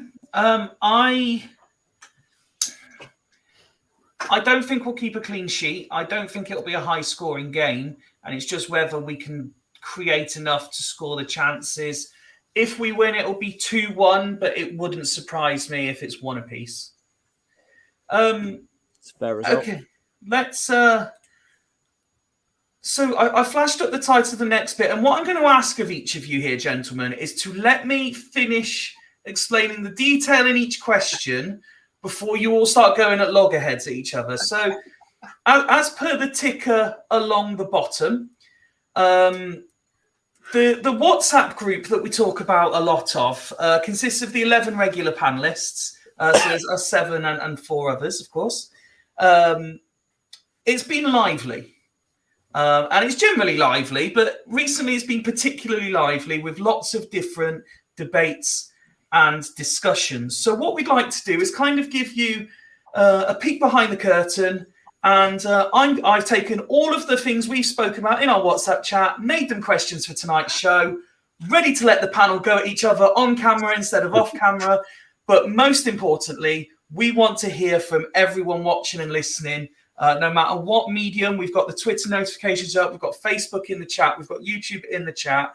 We want to know what you think to this as well, especially after you hear the passionate, sometimes factual, sometimes purely mythical responses that you're about to hear from all of the panelists. So let's begin with the first question that I picked out from our WhatsApp chat. And that is it's actually a double question. Would signing an experienced centre-back save our season? And what does saving our season look like? So I will happily put myself up for shooting blocks first in all of these, and then you can lead off that. Would an experienced centre-back save our season? No. Is it needed? Absolutely. Everyone, I think, would agree we need an experienced centre-back. Would it save our season? No. And the reason for that is promotion was the aim. Is signing an experienced centre-back going to get us promotion from here? No, that doesn't do enough. But it will contribute towards getting the absolute bare minimum that we should expect, and that is equaling the performance of last season. So signing an experienced centre-back will get us to an average overall season performance, in my opinion. I'm going to open the floor to Ben next. Okay. Does signing a centre-back save our season? And what does saving our season look like? Okay. Signing, in my opinion, what stops this club finishing just outside the playoffs and inside the playoffs is a quality, experienced centre-back. Does it save our season? No. If we don't get promoted, we have failed. The season has failed. We've not hit the objective. I think we all agree on that. I think if we get into the playoffs, we've got a 1 in 4 chance of going up because we've got as many points as all the other 4 teams who are in there. We've got a fighting chance. So I think, does it save our season? Potentially, yes. It doesn't guarantee us success, but potentially it does save our season. Yes, it makes a massive difference. It's what I think we'll do. So it's slightly wimpy. I can't say it will guarantee save our season because I can't say it will guarantee us promotion, but I think it will get us into the playoffs, and I think it will give us a 1 in 4 chance of winning promotion. Okay, was it? Would signing an experienced centre-back save our season? And what to you does saving our season look like? No, it won't save our season because you're signing a free agent that's played no football, that's not trained, or okay, maybe not trained, but he maybe has trained, but he's going to be so unmatched sharp that you might as well wait for Blake Tracy to come back. Like, I totally agree it needs to happen, but it's not going to save our season. There's no way that it will. You're asking someone to come in that hasn't played no football, that hasn't played any games, and it's just not going to help. It's just not going to. George M's done all right. I was going to say, it's the flip argument to that McEachran. Yeah. Yeah, but is it okay? Yeah, different position. Yeah, you could get lucky if you find that one that has done that. But you're comparing George McEachran that's a mid-20s that we're going to sign a 30-plus-year-old centre half, or what we're going to be looking at here. Very, very valid point. Which one name that's been rumoured, which is not fact, is Wisdom. Now, when did he stop playing in the States? How long ago was his last game? He never played in the States. Therefore, did he not play in the States? I thought he was at Derby 2 seasons ago. That's the last time he played. I thought he's played since then. I thought he was in America. This is what I don't understand. So don't get me wrong. I totally agree that the point we need to find a centre half. Totally get it. But it's too late. Like you're going to get someone to come in that hasn't played nothing, that's done nothing. With McEachran, yeah, okay, I'll let you have that. That is, yeah, he's come in and he's hit the ground running. Fair play to the lad. But he's a younger lad. Come in, he knows Morris, he knows the way that Morris works, and he's hit the ground running. He's been training with Chelsea as well, hasn't he? Yeah, he's been training with Chelsea. We don't know about these players. I could be completely wrong. Someone like a Mariappa or Wisdom, they could be training with another team, and we don't know about it. And we could get lucky. But you're banking on someone that's not coming. It's not going to save our season. Saving our season will be getting into the playoffs. And if that doesn't happen, it's going to be a failure. If we're signing a defender, I want him already be training with us. Already be training with us. But there isn't, though, is there? Well, we don't know that, to be fair. But I'd want him. If we do, we might not sign a defender. We might have not anyone lined up. I don't know. But if we are going to sign one, I want him already training. It's way too late for me. Getting him ready. And we don't want to go back into the Sandro thing and that again. But it's from the club. It's just way too late. We should have got one during the window. We all agree that. We all agree that. For a free agent centre half, not going to hit the ground running. I'd rather stick, and this is going to be unpopular, I'd rather stick with the young lad Brennan, to be honest with you. Fuck that. I'd rather Minter. Get Brennan out. Yeah, okay. I'd rather not have a defender. What about Gav Gunning? He's got a squad number. Get Gav Gunning in. Yeah. Joe, same double question to you then, sir. It's too late, isn't it? It's too late. Should have been done as soon as they knew McDonald was going. They should have had somebody coming in. 100%. You don't get rid of a 30-year-old centre-back who's all right, he was dodgy on the ball, but he was your best defender. You can't debate that. And Rich looks like he's ready to debate that. We're left now with a 20-year-old that we signed from Liverpool. Fair play, he's down a half-decent season, Tom Clayton. He's getting fit again. The only other fit senior centre-half we have is Kieran fucking Brennan. Who prompted me to write the message in our WhatsApp group. Brennan has come essential despite being fucking average. Yeah. I'd rather just play Clayton there on his own. Rich? Oh, sorry, no, before Rich. Joe, what does saving our season look like? Well, playoffs minimum. That's the minimum expectation. If we somehow manage to get 7th, we've just about saved our season. Okay. Rich? What was the first question again? Would signing an experienced centre-back save our season? I think it would help. Do I think it would save our season? No, because at the end of the day, it's a team game. I mean, obviously, to have that experienced head in obviously does help. But at the same time, though, if all the other players aren't up for it, it's not a one-person game. So, it's... Exactly the point we made when we signed Austin. He would be critical, but he couldn't do it on his own. And fair play to Austin. He's done what he's needed to do, but everybody else hasn't. So you can bring in a player to do its job, which Austin has done. He scored 5 goals in 5 games or whatever it is, but or 4 and 5, and he's done his job so far. But bringing in an experienced centre half this late into the season is tough. It's not easy. Fifey's given up. Calm down, Fifey. It's all right. Fucking cats, don't get animals. Don't worry, is he a centre half? Well, he's about as tall as our squad. It's just one of those, like the lads have said, it is extremely late, and to bring in an experience and to have this time of the season to have that impact on a team when you've got somebody as vocal as Austin already, to add somebody else like that to the team is going to be quite difficult. In terms of the success of our season, like the lads have already said, playoffs is a minimum. Jody Morris has said that. Rob Angus has said that. Clem Morfuni has said that. Sandro most of the higher board have said that playoffs is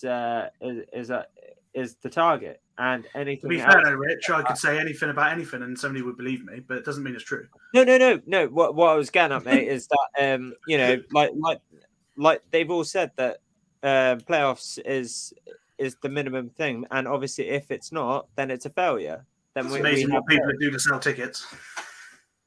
Well, that's like me saying that the second Mrs. Fife, Rita Ora, is the expectation. Doesn't mean that anything less is a failure. Like I said, we've still got a long chunk of the season left to go. There's plenty of games. There's plenty of football still to be played. We were in this position this time last year. We were in, no. We had a much better team. We had a much better team this time last year. But we were still in the same position as we were last season. Nick, let me throw it over to you next. I want to highlight 2 comments we've had in on this subject as well to throw in. But remember, the 2 crucial questions from your perspective is, does signing an experienced centre-back save our season?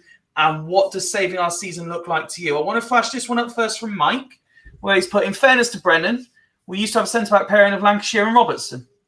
Brennan's better than the two, by the way. Sorry, mate? Sorry, Ben? Brennan is better than the 2, Lancashire and Robertson. He is better. And Toby Mark says, why do we need a new centre-back? We've got Harry's coming back.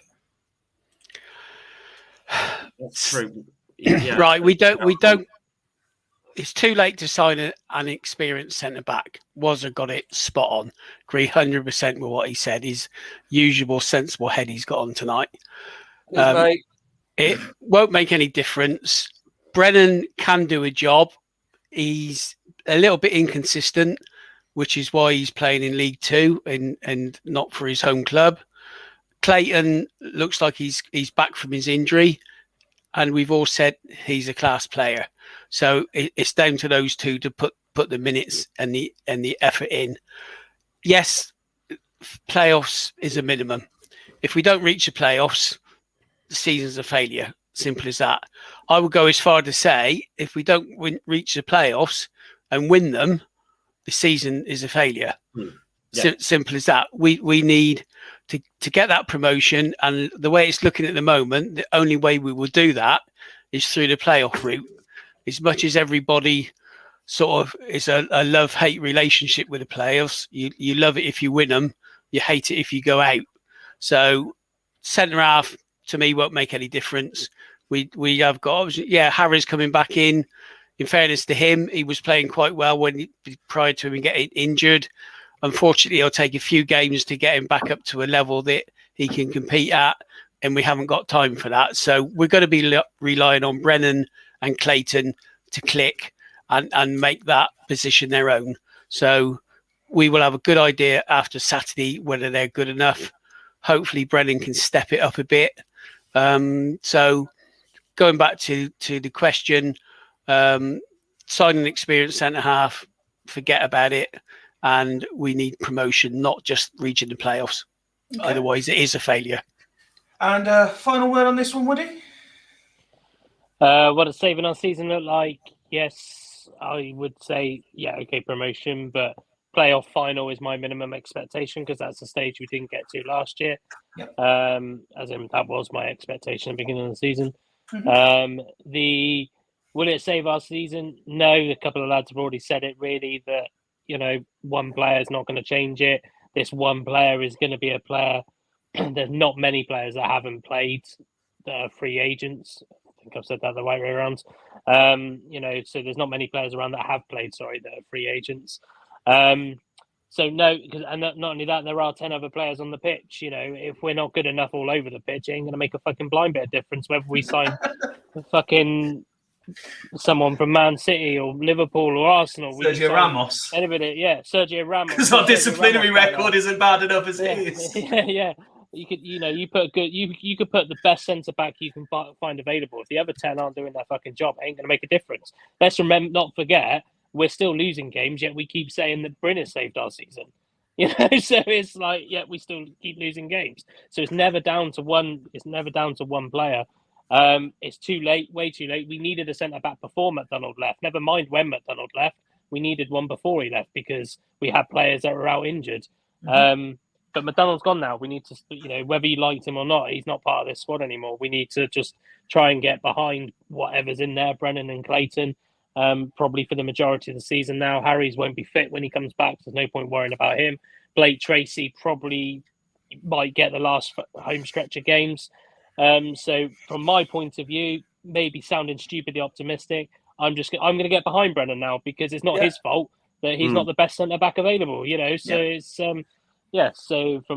we just got to get behind them now, and hopefully they can perform it, put it together. It's a failure if we don't get playoffs, but let's not forget, as bad as we may think he is, that's not Brennan's fault.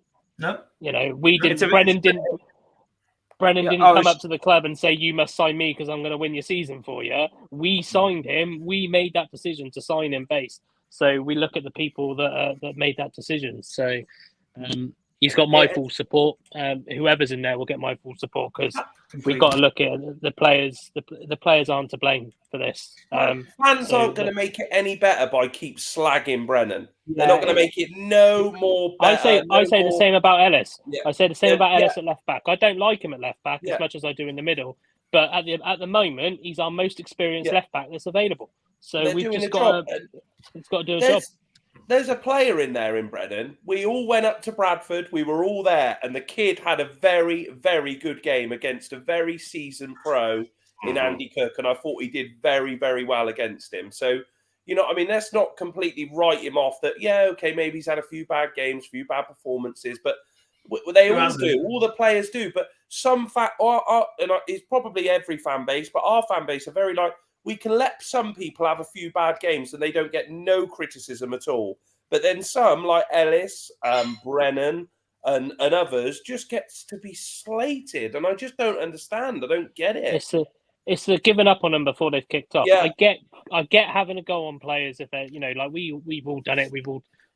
Most of us have all spoken about shade and opinions. But if Shade's in that starting lineup or he comes on, I don't instantly go, fucking hell, Shade, you're fucking shit and all of that kind of stuff. And until he's done that first non-aggressive give him a chance to prove you wrong. Yeah, exactly. So I think that's... the reason Brennan is playing for us is because he needs to earn that consistency.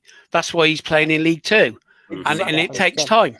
So he is going to have good games, which he has, and he is going to have lots of good games again, which that's happened. So it's the level he's at, and it's the level we're at. So we got to accept that.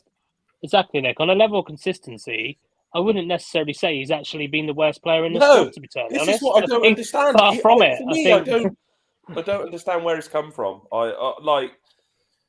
Yeah. Okay. Sorry, I think no, not at all. I think we're going to see what these players are made of now, whether or not they really want to get playoffs, or whether or not they've got a good coach in Jody Morris, and hopefully he can put his own spin on things. But it's down to the players at the end of the day. They're the ones that Jody Morris picks. Obviously, it's not the ideal transfer windows that we wanted, obviously, in the summer and January, but we've got to make do with what we got. And, I think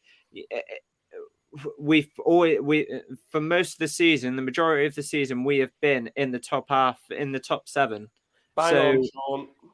So I think now is a time where we are, in 10th position, and we've got to get behind the lads, get behind all the players, and obviously push them on to try and get that. Well, even if it's the last playoff position, I don't care. We've just got to do it, and we did it last year. There's no reason with the team that we've got that we can't do it again this year. So we've got to do it. We've got to just push on now. But it's down to the players and it's down to the coaches to really. It's two really good comments there. One from Garves, which brings Nick's point into it, that he will make mistakes. He's a young lad. He's playing League 2 football, so he will make mistakes. And then Sean's point's bang on. Everyone's sort of turned a new leaf with Adeloy. So why can't we do that with Ellis? Why can't we do that with Brennan? Why can't we give him a chance? I never gave up on Adeloy. Why can't we give him a chance under Morris to show what they're about? And it's still early days under Morris. I think the difference is, though, with Brennan, he has played a lot of games, whereas Adeloy hadn't. So I think that's the only difference. However, though, having said that, I agree with you on your point about Brennan, and I do think the more games, there is a reason he has come on loan, because to get game time, to get game experience.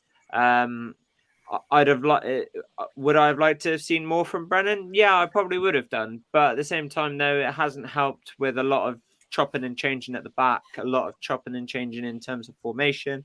That hasn't helped. And then obviously with the manager changing as well. So, it's tough, and it has been a tough season. It has been sort of a stop-start season to blame off the pitch, people off the pitch, then blaming people on the pitch, that hasn't helped. So, and it has been a lot trickier this season, I think. But, like I said, we've got to get behind the boys now, and, we know they're all more than capable of doing a job. Okay. And, let's hope we can, see if we can get a result tomorrow. I think that's the main thing. And like we said, these next 3 games are going to basically determine our season, I think. Huge games. Toby, I have seen your question, and I'm going to come back to it in just a minute, because I want to ask the next one on the list first. And again, everyone that's still with us, we really want your comments on this too. Joe, I'm going to start with you on this one, if I may. And it was the one where next week is 1 month since the window closed. Is signing McEachran enough ambition from the club? That sounds like a very familiar question. Doesn't it? Signing McEachran's irrelevant. This January transfer window wasn't good enough. Whether we sign McEachran or not now in February, January was not good enough. We got rid of I don't know, Gladwin, McDonald and Reed. What have they got? 600 games between them, maybe? I don't know. I haven't looked, but there's a lot of experience there. What do we bring in? All right, fair play. Kane's come from Liverpool, a good club with a good academy. Hasn't got much experience in first-team football. Kaji, the same, no experience in first-team football apart from 2 games at Bath City. I'm not saying they're not talented players. I'm just saying they're not what we need in this situation of the season. We needed, for the second half of the season, we needed experienced League 2 players to try and get us into the playoffs. And we just, McEachran, I think McEachran's going to be a great player, don't get me wrong, but it's the same thing, isn't it? It's not, you can't pin it on one player. The whole team's not good enough. So No, and I think that's for me. I think that's it. I've been very vocal in the fact that January was both a wasted opportunity and a complete fuck up of a transfer window from our perspective. I'm hoping that my perception of it is wrong, and we do the things that Ben tells us that we're capable of doing. And I'm sure we'll come on to that shortly. But if the aim, and this links into what Joe's been sort of suggesting when other people have said it, anyone can say promotion is the aim, but the saying is actions speak louder than words. And what we've done is we've taken the better players in our team, or some of the better players in their position, at what they do. I made the point when we were arguing about Gladwin. Mobility, fine, I'll give you that. He wasn't most mobile, but he was the better player at maybe 3 other things that no one was mentioning. Wazza kept making the point. McDonald, okay, he wasn't great with the ball at his feet, but he was the best defender at the club, and we didn't replace it. Reed, again, not had a great season. We all agreed that. Reed hadn't been up to scratch. But have we replaced him with anything better? I'm yet to see any evidence that we have. And so it's all good and well, anyone at the club saying promotion's the aim. Actions speak louder than words. And yes, McEachran is a fantastic signing. Is it enough? No. Did we do enough in January? No. And we've been let down a lot as fans, in my opinion. Nick?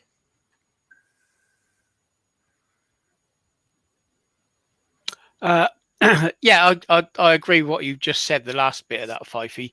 We did not do enough in the transfer window. Simple as. Do we want promotion? Does the club want promotion? Yes. That's got to be a given for any club of the type of club that Swindon are, in clubs in and around that position. Your Bradfords in the like, all these clubs like us want promotion. We didn't do enough. I mean, it's fairly simple as that. Sorry, what was the other really major?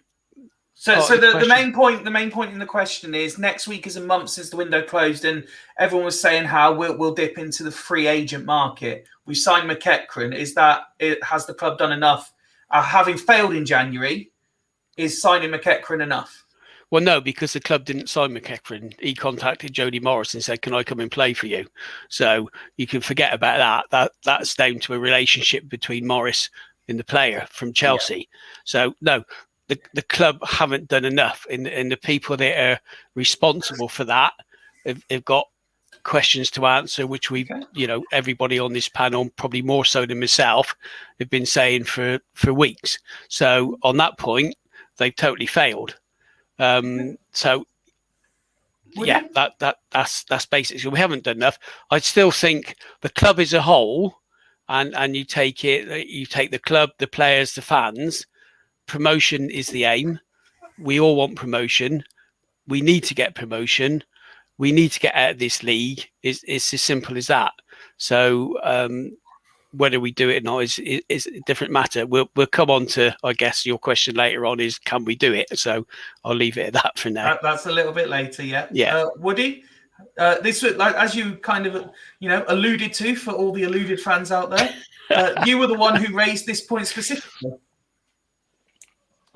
Yeah, most of you already said it. We didn't. I've actually forgotten what the main question was, but we didn't. We didn't do the business in January. So it's regardless of whether we were going to sign these free agents or not. The one free agent that we've been linked with, we still haven't got him over the fucking line yet, in Lewis Ward. So it's, as 100% agree with Nick, which is going to disappoint Mike, is the fact that we haven't signed anybody on a free agent in terms of actual physically going out there, getting somebody who's available. So yeah, but it all stems. It's a much bigger thing than the free agent window. January wasn't good enough. We didn't replace. We'll look back on our season that we didn't get promoted. If we don't get promoted, we didn't get promoted because of January. Okay. We all knew how important January was. Ben? Yeah, no, it's not enough because of the last question. Me personally, I think we just need reinforcements at the back, and we've not got that. So I think that's going to be terminal. So no, it's not enough. Okay, Rich.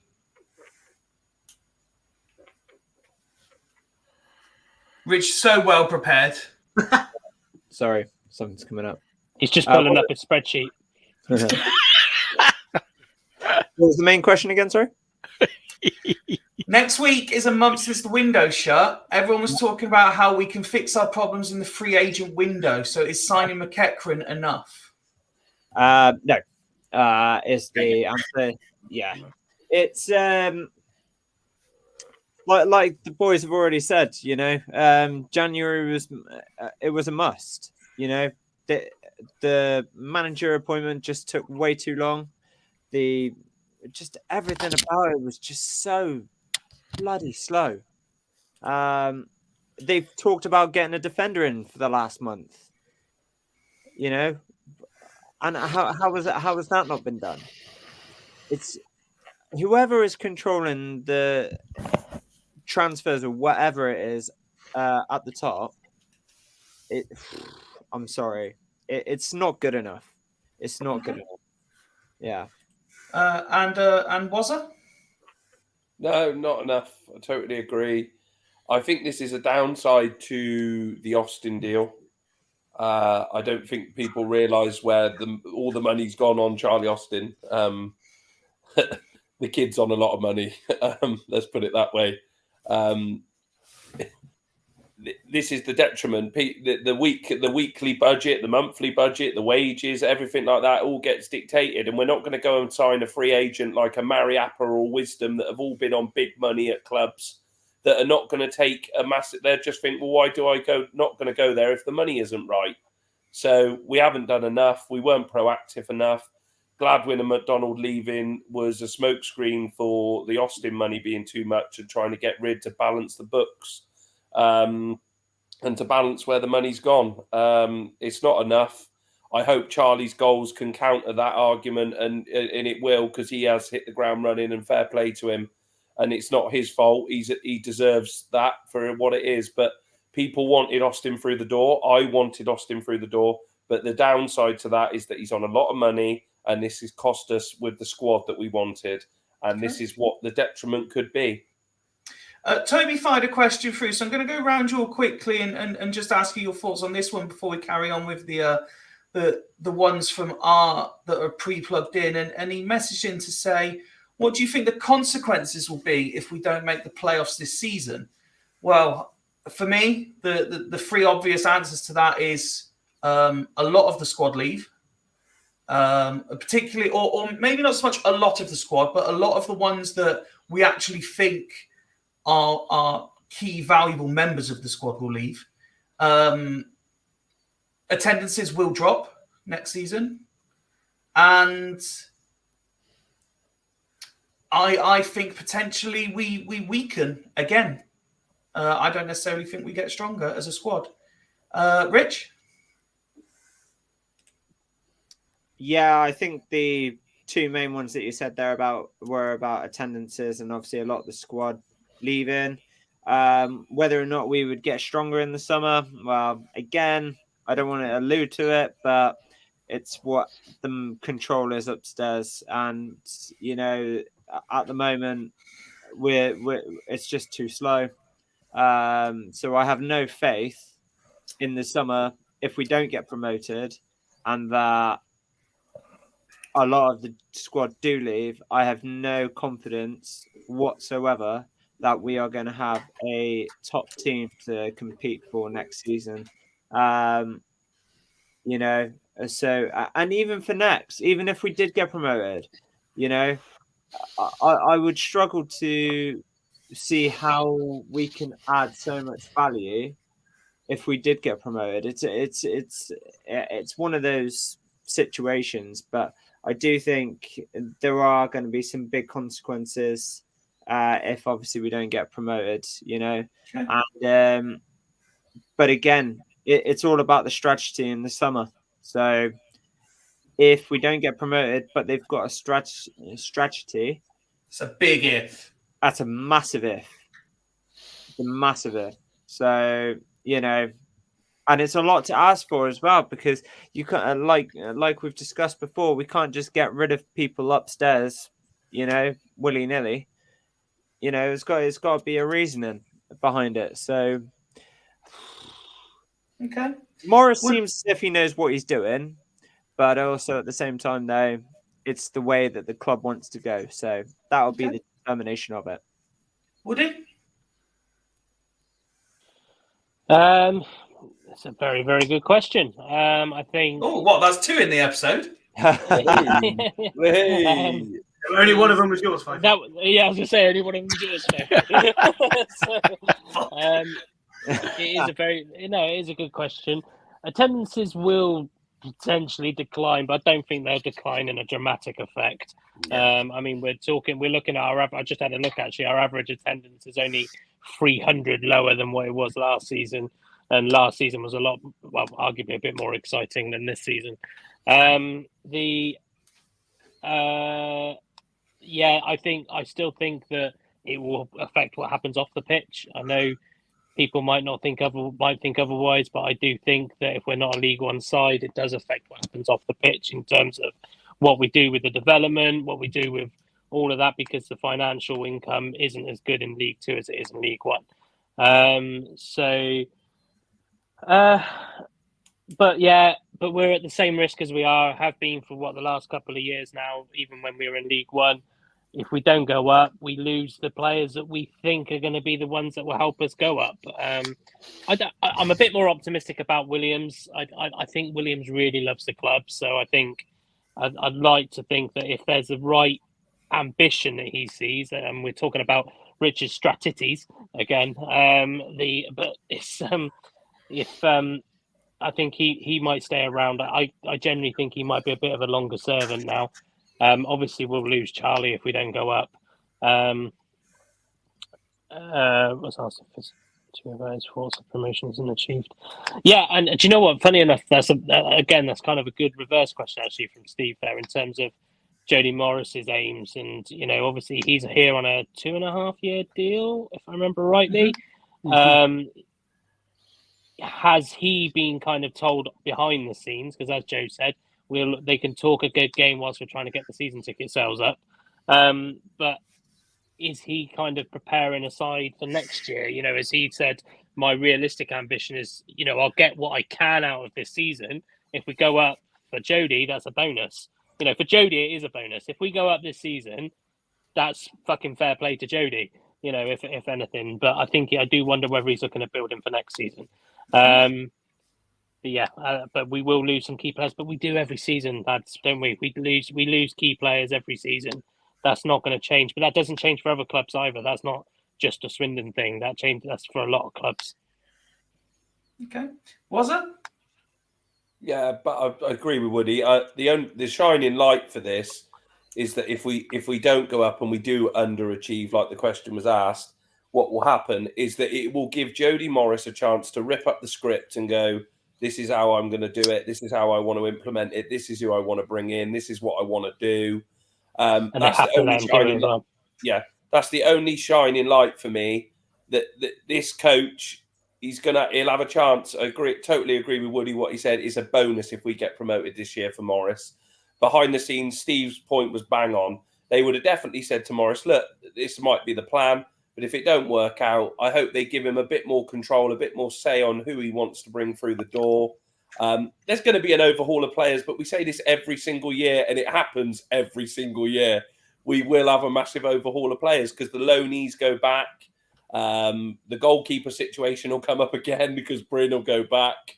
So it just happens every year. And I don't mind it this year because we've got a new head coach in charge that seems like he knows what he's doing. He's got a lot of contacts in a lot of good places, and he'll be able to make things happen for us.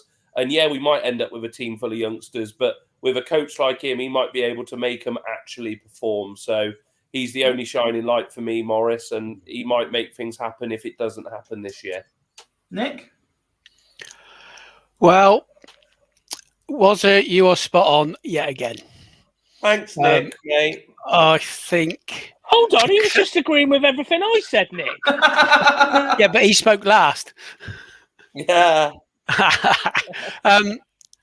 I think the club at the moment are in a very, very fortunate position with having Jody Morris is the coach. I said it a few weeks ago.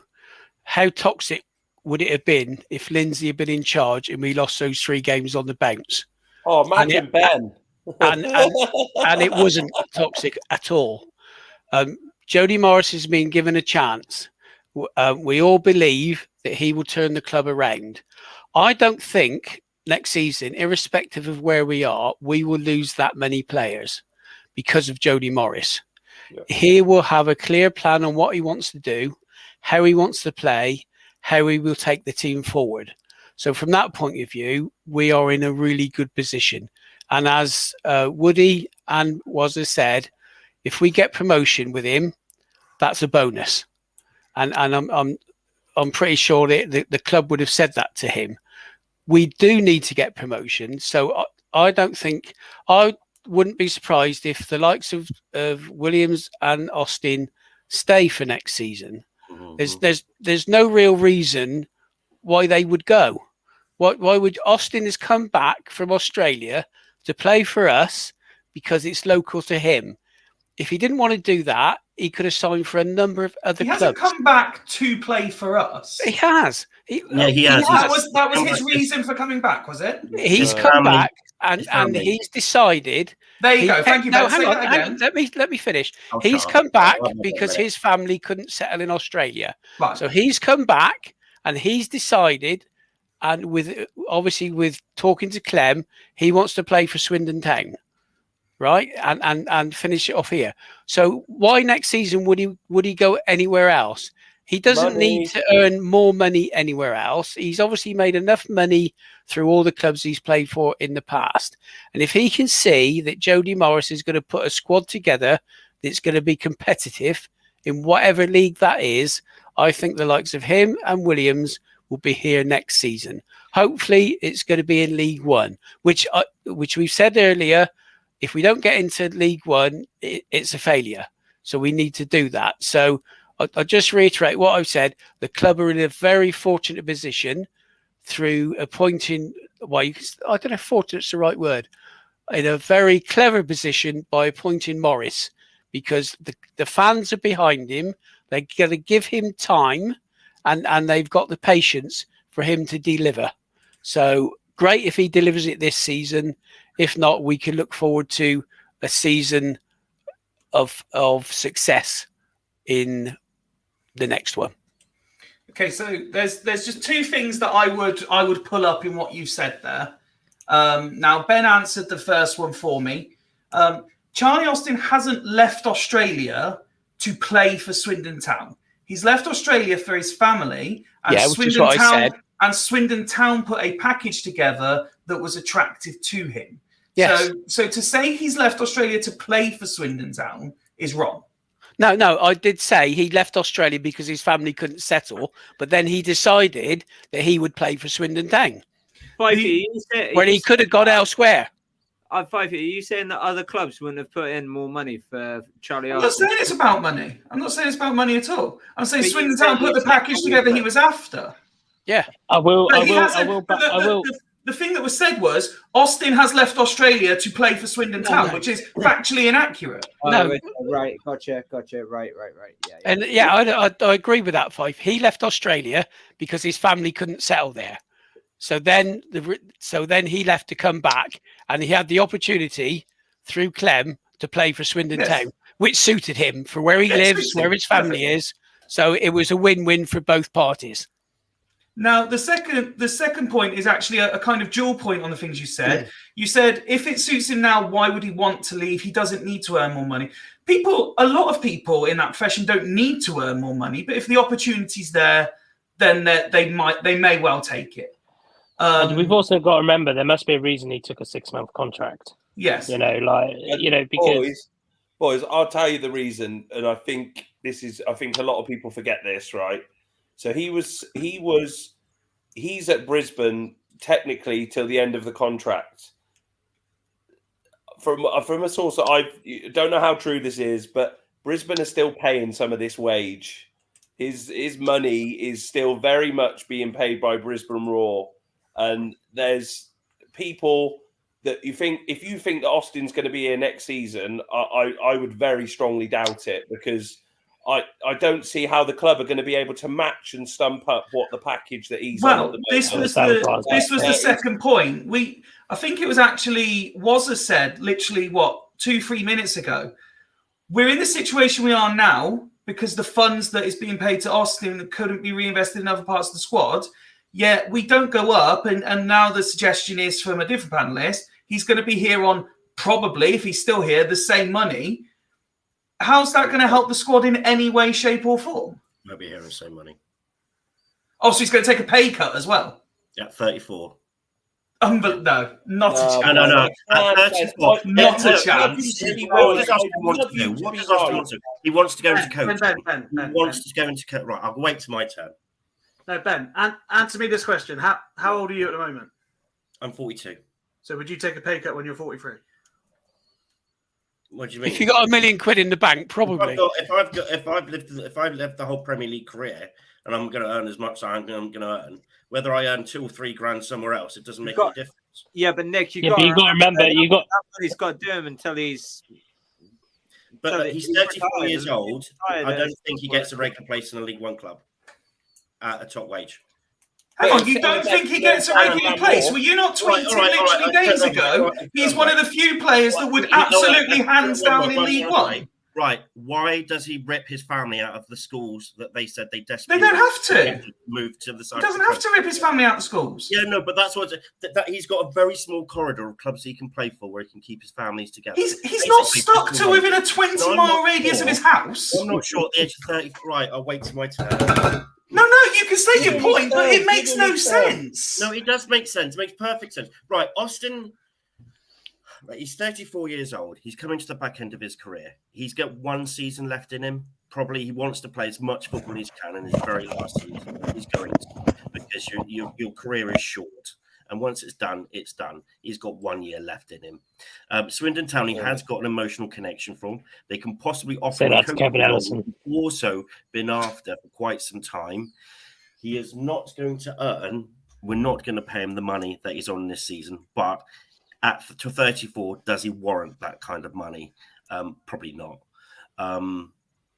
He scored 5 goals. So I can see him at probably a couple of grand less, but also a coaching contract on top of that. Becoming we'll have to wait and see. But I think the option he'll either retire. Ben, if he's scoring a goal a game on average, he is 100% being offered more money at a League One club. Yeah, it doesn't matter about his age. Kevin Phillips, look at Kevin Phillips. Look how long his boys dropped down. He will retire, or he'll still be here. Ben, his family aren't moving. His family aren't moving. So what other League One clubs are he going to? Is he going to travel, or is it fucking Ipswich? But why does it have to be Ipswich? He doesn't want to move at the M4 corridor. Fifey, Ben has got a point. Like I'll give Ben his due. Like through looking at it from that angle, that you can, I'll give Ben that you can say, yeah, he's got an emotional connection to the club. He's got an emotional thing, and that's bang on. I totally get that. But at the end of the day, the club are not going to agree the money with Charlie Austin. Not right now. When this Brisbane Raw money stops getting paid to him, he is going to have to take one hell of a pay cut. And the guy with the career that he's had, and it's a short career, and he will want to put as much money in the bank that he can for his family, for his kids, which is absolutely nothing wrong with that at all. Correct. There is no way that this club, unless Charlie takes a massive pay cut, there is no way that this boy will be at the football club next season. Where does he go without uprooting the family? Mate, Cardiff will come straight back in for him again, and they will offer him more money because they've got a bigger owner with more money.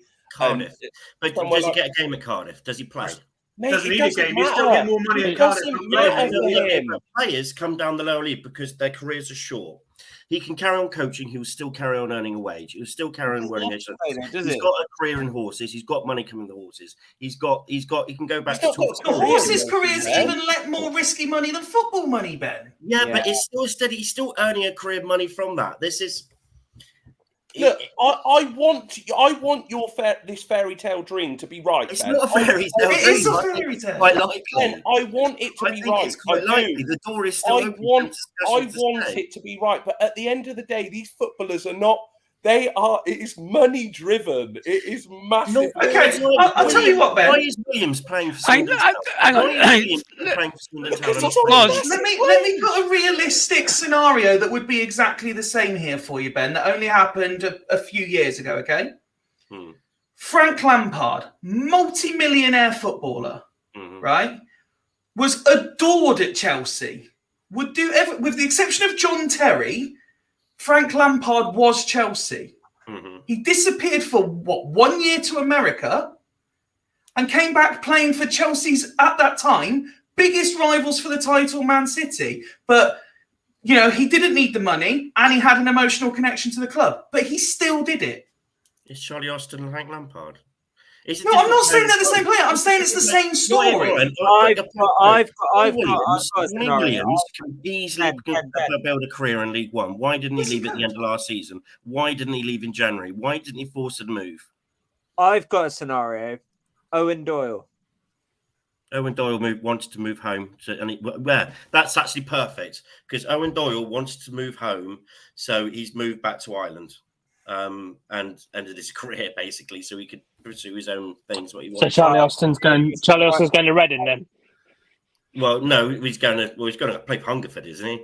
But he's still a local boy. He watched, if you watched, he used to go watch Swindon Town as a kid. If you listen to the old Kitmen thing, he was at the county ground. He was watching Sam Parkin play for Swindon. He's obviously a Swindon.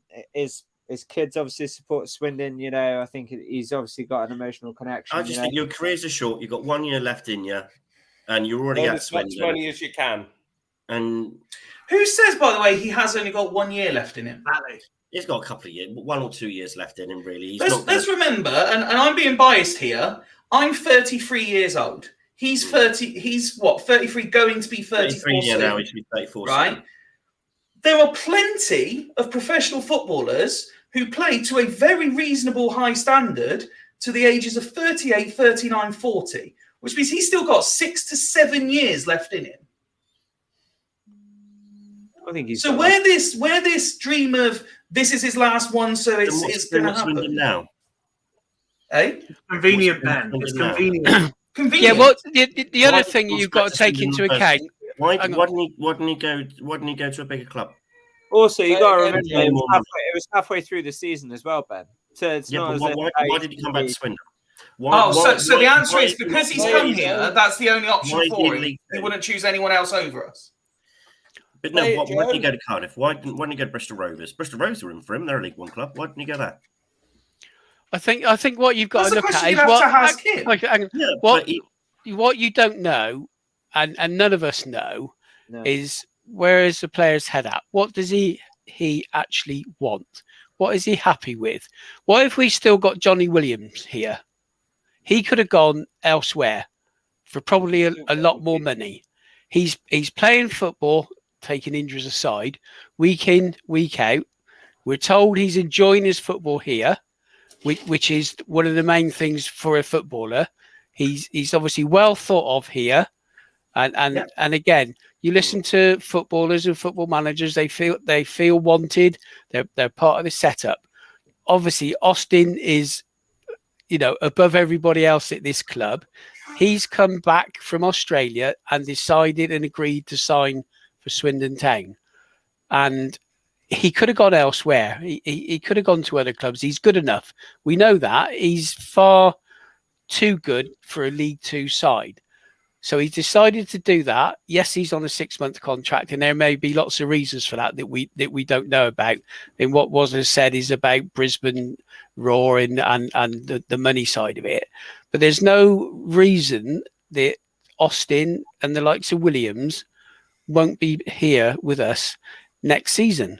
It's not always, and yes, of course, everybody's money driven, but at the end of the day, money is not the be all and end all. If you're happy somewhere, and I'm sure lots of people in normal, what I call normal jobs, have taken moves sideways.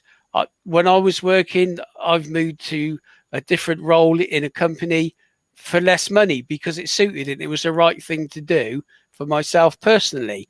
And other people are in that same position.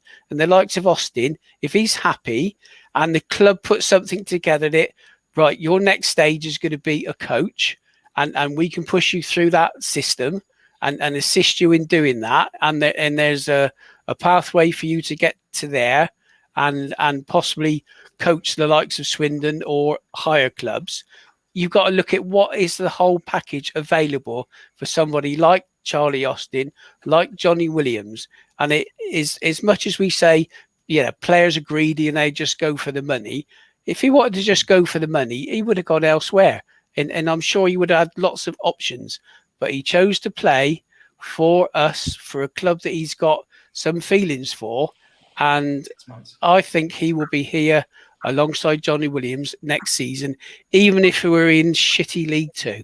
Yeah, thank you, Nick. Nick speaks a lot more articulate than I can, to be quite honest, and a lot less emotionally, which is probably I'll add on that. By the way, from next season, we all claim to be in the knows. Now, here's my in the know. Yeah, I know. I claim to know from quite a reliable source because obviously the media have spoken this week about leaks in the club that we actually offered the same money as what other clubs did offer. So that strikes as a big concern to me that, yes, I agree, Nick. I've done it. I'm sure others might have gone down for switched jobs for, 10% cut. If Austin stays, I reckon we're talking probably at least a 50 to 75% cut in his wages because we will not sustain. If the rumor I think is about 17k a week or something like that. If he's on 17, if he's on 13 or 14 grand of that is getting paid by Brisbane Roar, from what I've heard. I've heard we're paying $7.5 grand.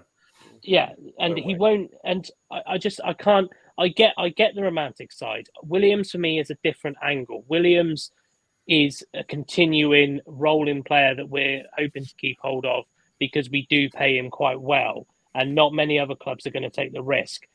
As I said, Charlie Austin's record this season is speaking for itself. He's currently on a goal a game. If he continues on goal a game, Bristol Rovers, Cardiff, Bristol City even, Wickham, they'll come in and they will say to him, we want to play. And not being funny, he still lived in Hungerford when he was playing for West Brom. So he's not afraid of a bit, he's not afraid of a bit of travel. So I think we need to pull ourselves away from this kind of, he loves the club. I'm not doubting for a second he loves the club. But at the end of the day, we said it already a few times, and I've contradicted myself because I said that I think we'd sign Charlie Austin because he wasn't worried about money when we were rumoured to link with him. Then I found out he was on 17k a week. There is no way a League Two player should be on 17k a week. And it's paying off at the moment. But you just said yourself, it's a dwindling career. If I don't believe he is, I think he's got another 5 years in him. But if he is near the end of his career, that suggests that he's going to hit a purple patch, a really bad patch at some point. And if that point is next season and we're paying somebody 17k a week or even 5k a week to not do their job just because we're romanticising over having him at the club, I'm sorry, but that doesn't ring with me. This is why it's only a 6-month deal. This is why it's only a 6-month deal, because we are paying the extra that's fitted in with our budget. And there's no way. I'd rather take 3 or 4 steady eddies at 3-4 grand a week than pay Charlie Austin 16 grand at the age of 34. There's no way that it's going to happen. Unless Charlie and I will come back on here and I'll say sorry to you, Ben and Nick, because if he does do that, then that shows real affinity to the club. Yeah. And fair play to him. And I'm not even moaning because the guy deserves to earn this sort of money. He's come in and he's proved that he can score goals at this level again. And he could go up the next level with another club and score the goals. So this isn't me digging at Charlie Austin earning the money. He deserves to earn the money if he wants it. He absolutely deserves it. But if he, I just can't see how this football club would sustain paying that sort of money for Charlie Austin. Michael Doughty would not be happy. No, not sustainability. Sustainability is not just the environment; it's about financial as well. Just to tie a are not in this particular question, Joe. Going back to the original source, Joe, the consequences of not even reaching the playoffs this year. I forgot all about that. I'll finish off a bit. Consequences of not reaching the playoffs. Well, basically, we've covered it, haven't we? Okay. Probably a lower budget next year. So, more cheap players from academies. I said in our chat, I think a few weeks ago, that I fear that we're going to turn into a Rochdale, where we take risks on these young academy players. Some will work, most of them won't. You'll sell a few good ones, but you'll just be in League Two. Maybe push for the playoffs every now and again. Okay. Isn't the only saving grace there Joe Morris, though? Yeah, Rochdale haven't got someone like a Morris, have they? Do you know what I mean? Admittedly, we're going on Morris's reputation, but he hasn't proved himself yet. No, bang on. Yeah. I also think a lot of I was going to say a lot of the players are under contract still, even next season. So I don't think there's going to be that much of a shift on players leaving. Obviously, the loans will go. Some of the 1 year depends if we got to pay for Charlie Austin's wages. Brought in.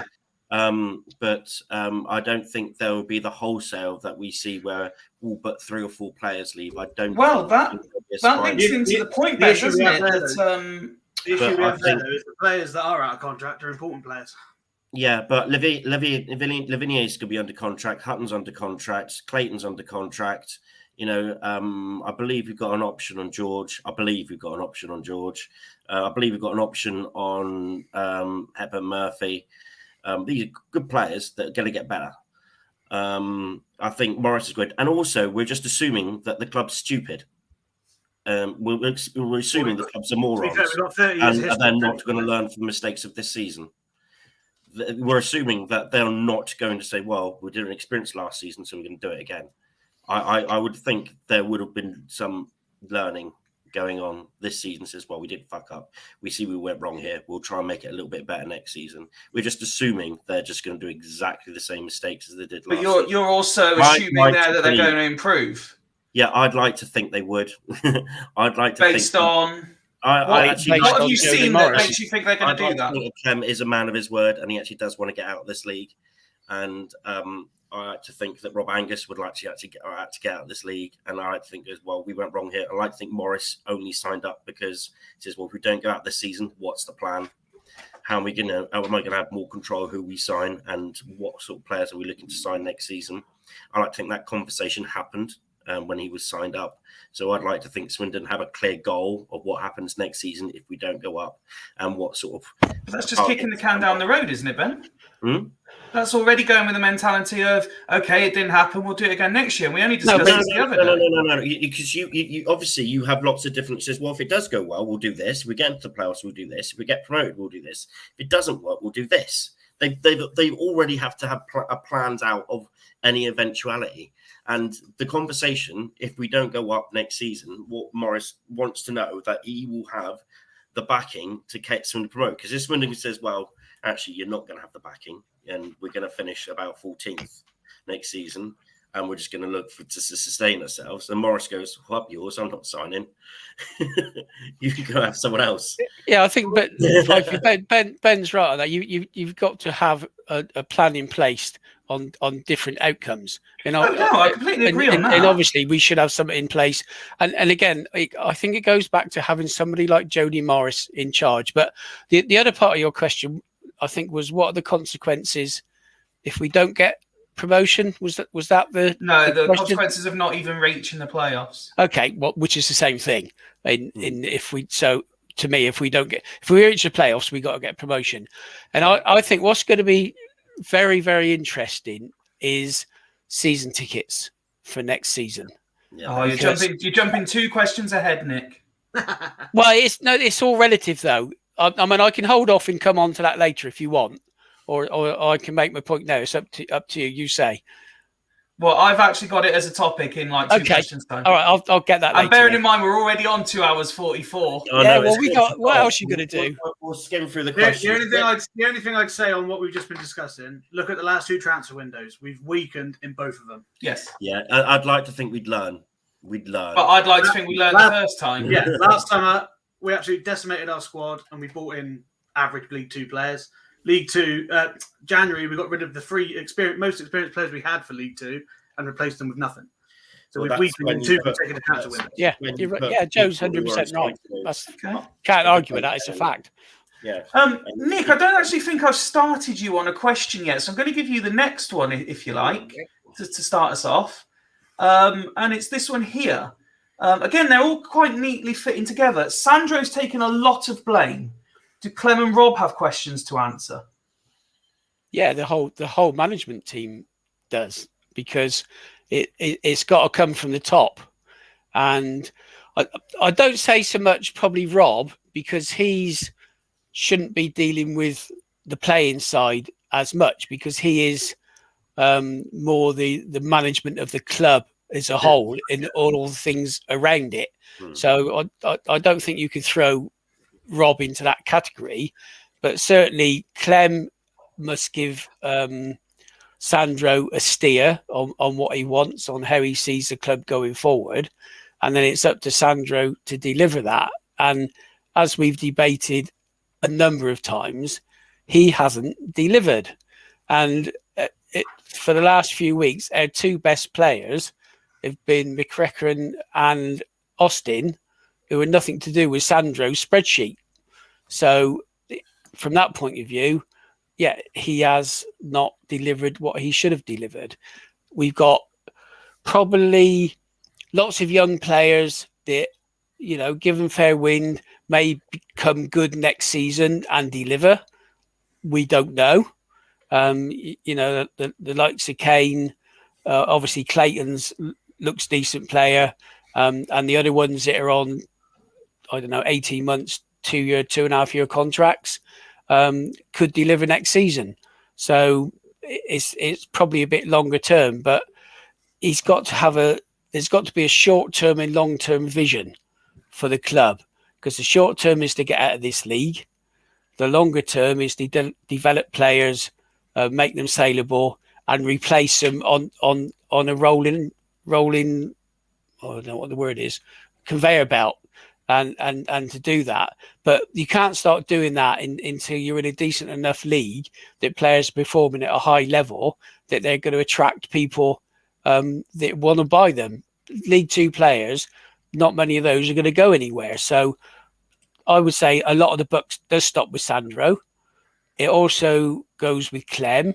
If Sandro isn't delivering, does Clem think he is?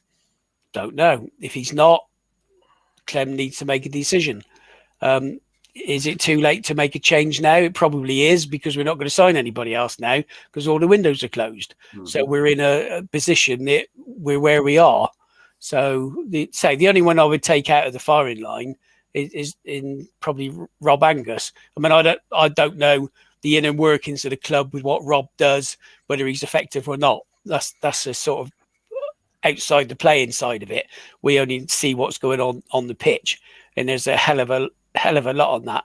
And just on that actually, and I meant to give a shout out at the start of this on the interview that the supporters club did on Monday with the guy from the academy. And if anybody hasn't seen it, it is an absolute must watch. He was brilliant, and he's only scratched the surface of it. So from that point of view, and again, I don't know how much influence Sandro has had on the academy. They are in such a good place, and the guy put across exactly what he's doing, how he has to manage the academy, and from that point of view, the club is in a very good position moving academy players forward. If you haven't watched it, watch it. It's a must. And anybody watching this podcast tonight, probably the best one that your supporters club have done. Absolutely spot on. And I want to see part 2 of that, because it is absolutely brilliant. So that's a really positive for the club, because they're getting themselves in a position for the future. Now, if Sandro's had a lot of influence on that, I'll give him a massive big tick in the box. Whether he has or not, I've got no idea. But the guy is really spot on with what he was doing. So hopefully that gives you some sort of answer. I know I rambled a bit there, and went off track a bit. It did actually, but do you know what I will say? Because I think a lot of what you said there was very clear, very concise, and very accurate, and very well delivered. But you know what was interesting for me? You know how, referring back to our earlier comments, I said I'm interested in the words people use and how they use them. The question was, do Rob and Clem have questions to answer? And the word Sandro came up in your answer 3 or 4 times more than either the word Clem or Rob. But you did put Sandro up on the. Yeah, it says he's taken a lot of blame. The question was, do Clem and Rob have questions to answer? And you spoke about Sandro more than the other two, which is just interesting. No, as I said, though, it comes from the top, from Clem to Sandro, who he would have put in place. And I said, Rob, I think on the playing side, you can move him aside because that shouldn't, from how I see it, that's not his bag. His bag is the running of the actual club and all the admin and support staff and all the rest of it that goes with that. So it is a link with Clem and Sandro. Ben? I think I wouldn't include Rob Angus as an absent to answer because, again, he runs the actual club itself. He's the CEO and just masterminds everything. I think Clem has questions to answer because he employed Sandro and also obviously would have had a say in employing Scott Lindsay in the beginning when we could have really employed someone a lot better, with a bit more experience and the length of time it took to employ Scott Lindsay after half the summer was used up with the farcical Ghana. I think also, I think so. I think Sandro and the recruitment team go into the most spotlight if we fail this season. And I think Clem has got to sit down and think whether they have done a good enough job to be trusted to be work again next season. And whether the direction they want to go should be the direction of the club. And looking at the teams that have gone up and progressed out of this league, whether it would be healthy to have a healthy mix of experience and youth rather than just a youthful team, would be a little bit more not only sustaining but also get out of this division, which is what we all want, and earns the club money. Club make money for getting promoted. We get bigger gates, bigger stadiums, bigger games. We make money from getting promoted. So let's get out of this league. All factually accurate points. Yeah. So it's. I think Clem needs to have a long, hard look at the direction of the club and where it's going, and then look at his staff. Again, I'm just going to throw something else at you before I hand it over to the next person. So, in anticipation of something like this being your answer, I went back in our conversation to quote what me and you actually said when this question came up. And again, it could be frame of mind at time between typing it yesterday and discussing it now, or maybe being on camera. Your word. So you said no, not at all. You said you didn't believe so because if you consider the fact debt's gone, stadium's purchased. Yes, everything's fine off the pitch. Everything's fine off the pitch. To which I countered with communication from the club is poor, recruitment, which is an off-field issue, is poor. Everything off the field is not good. Yeah, no, I actually I stand by what I said, that the stadium purchase is brilliant. The debts are gone, which is brilliant. Those are huge pluses. I'm trying to look at Clement and sort of negative what he's done wrong this evening, but the positives way outweigh the negatives as far as Clem is concerned and Rob is concerned. Sandro has nothing to do with the stadium purchase. Sandro has nothing to do with paying off the debts. His job was to get us out of this league and to do it sustainably. He may have been sustainable, but he's not getting out of this league. So then he's not done his job properly. So he's under question, under fire. No, that's fine. Was there? Does people seemingly saying Rob doesn't, so fine. Does Clem have questions that need answering? Yes, because he's the man that runs our football club. You know what I mean? That he's the man that, so say, is in charge of everything that we do. I said this a couple of episodes back. I totally get the point that with the amount of money that that has been put in to sort out the debts, to go with the potential with the stadium and all massive things for this football club that, you know what I mean, that we can't take for granted because we've been through the mire, that we've, you know what I mean, and there is a lot more transparency with this board than what we're used to with other boards and stuff like that, and there is a lot more for the fans, which is great. Clem has got questions to answer for on the pitch. He's got a quite easy cop out that he could go, look, I leave that to Sandro. But if Sandro's not doing his job properly, why doesn't he get rid? Do you know what I mean? And I think that might be a discussion at the end of the season, depending on where we're at.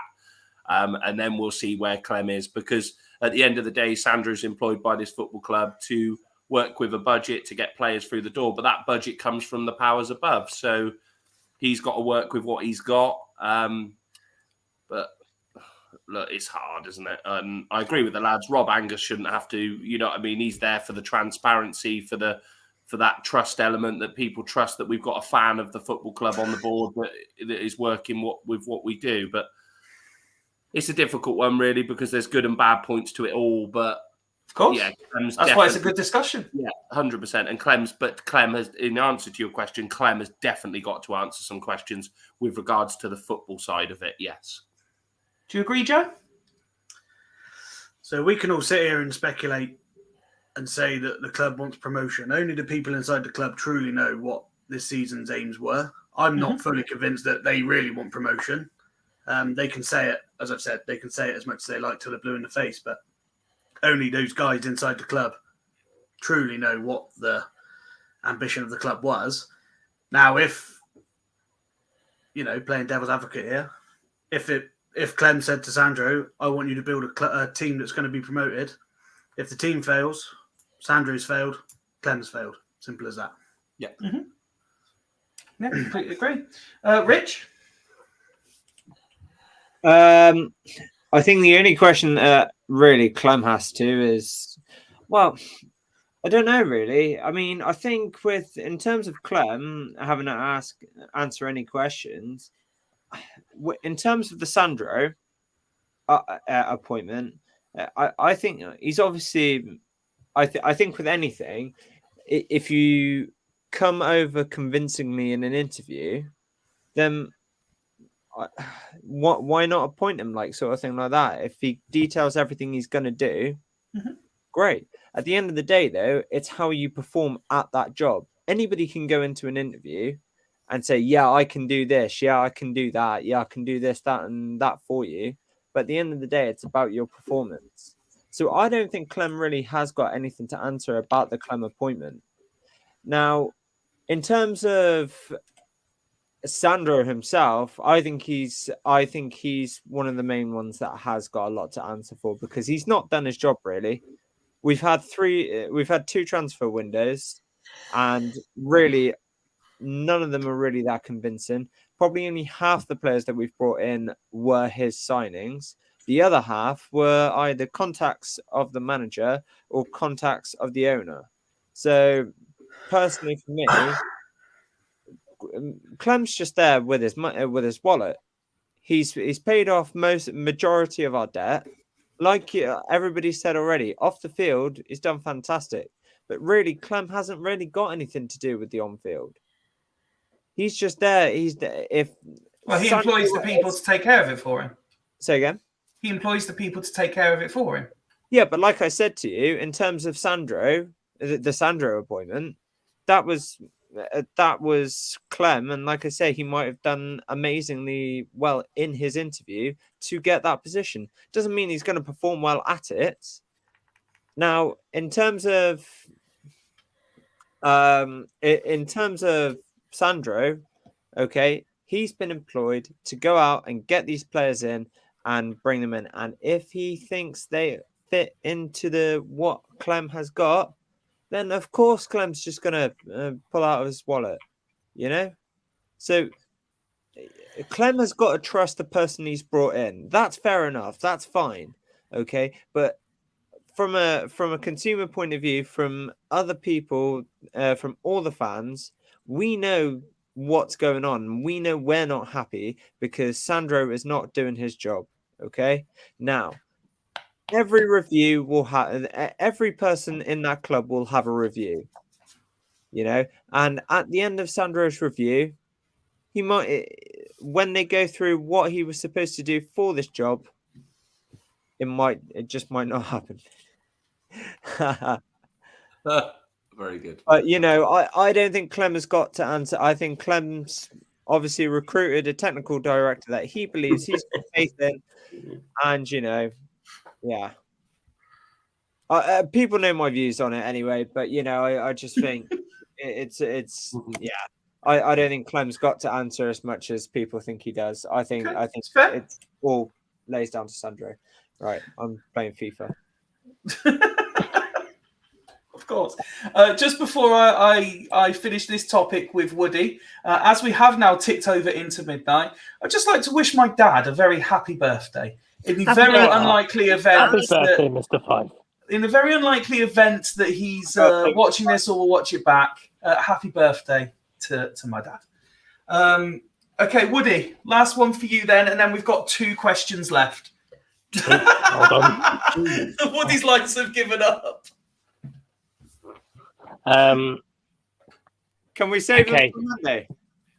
Slightly controversial point, and I could be wrong. My understanding is that Sandro reports into Rob, so Rob does have something to answer for.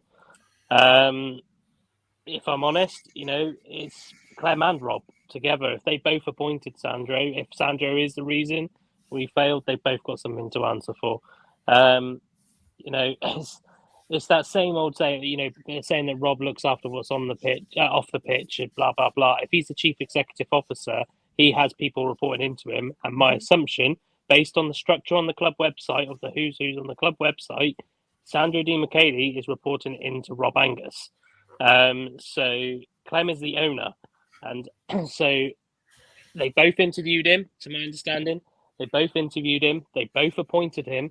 So they both thought that he was the right man. So they both should come out and have something to answer for.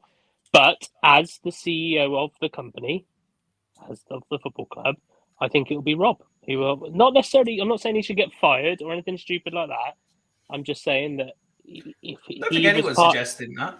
Yeah, if he is the line manager, he is the line manager of Sandro. I don't think Clem is. I'm happy to be proven wrong. But looking at the structure that's on the website, you're right, Woody. I think you're right. I think Rob Angus is the chief executive officer. He's not the operations manager looking on the pitch. He's not the football manager. He is the chief executive officer. He is held accountable for everything that happens in that football club. Whether Clem is just the owner, as Rich said, he's the money. He's no different than my CEO at my work having a director that he reports to on the trust. There's no difference. So it because obviously Rob Angus has come from a very corporate world. He's obviously come from Nationwide, and I think he has brought, from some of the stuff that I have seen, and it is definitely a Nationwide feel that he has brought in. And I think the structure it will be obviously Clem, Rob, and then under Rob it will be Sandro. So I do think, I do sort of agree with Woody now, and I think. But it's an opportunity. If we don't reach the playoffs this year, and it's because of the football, which we think it is, Sandro Di Michele has to go. Okay. That's it for me, and I'm not going to make everybody stay up any later for me to explain that. Well, I am. We've got 2 questions left. So, how far into Saturday you guys all stay up? Is up to how much detail I've got to pick my niece up for a debut in 8 hours. That's not. I've got I've got to go at 7 o'clock. I've got to take Freddie swimming. Well, how long you stay up is how much detail you go into. So this was the question Nick was speaking about. Rich is playing FIFA. So let's start with Woody.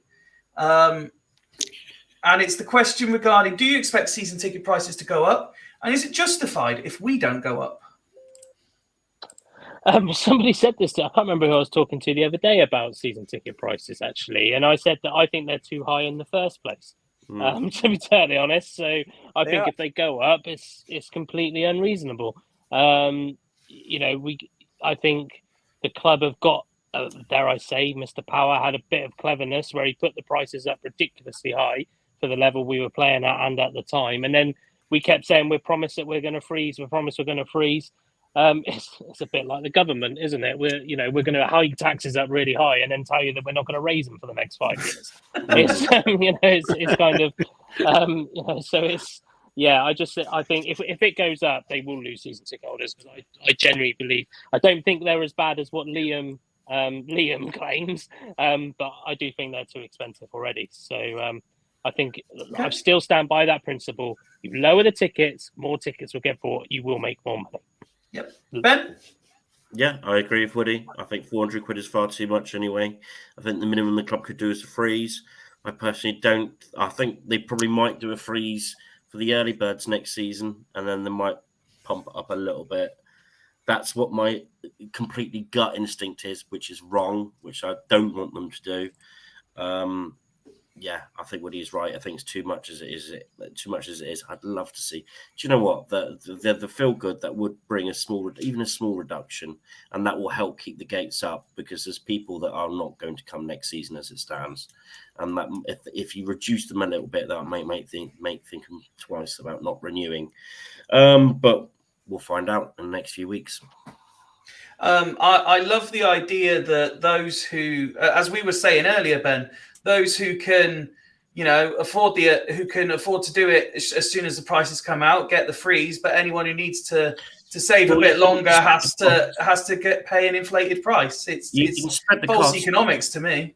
You can spread the costs. That's okay then. That's interest free, but no, it just means you can spread the costs if you can't. You're not expecting to say, well, we want you to pay the full amount by May, and then you can have this free. You can say you can do the 9-month plan, which you can take up.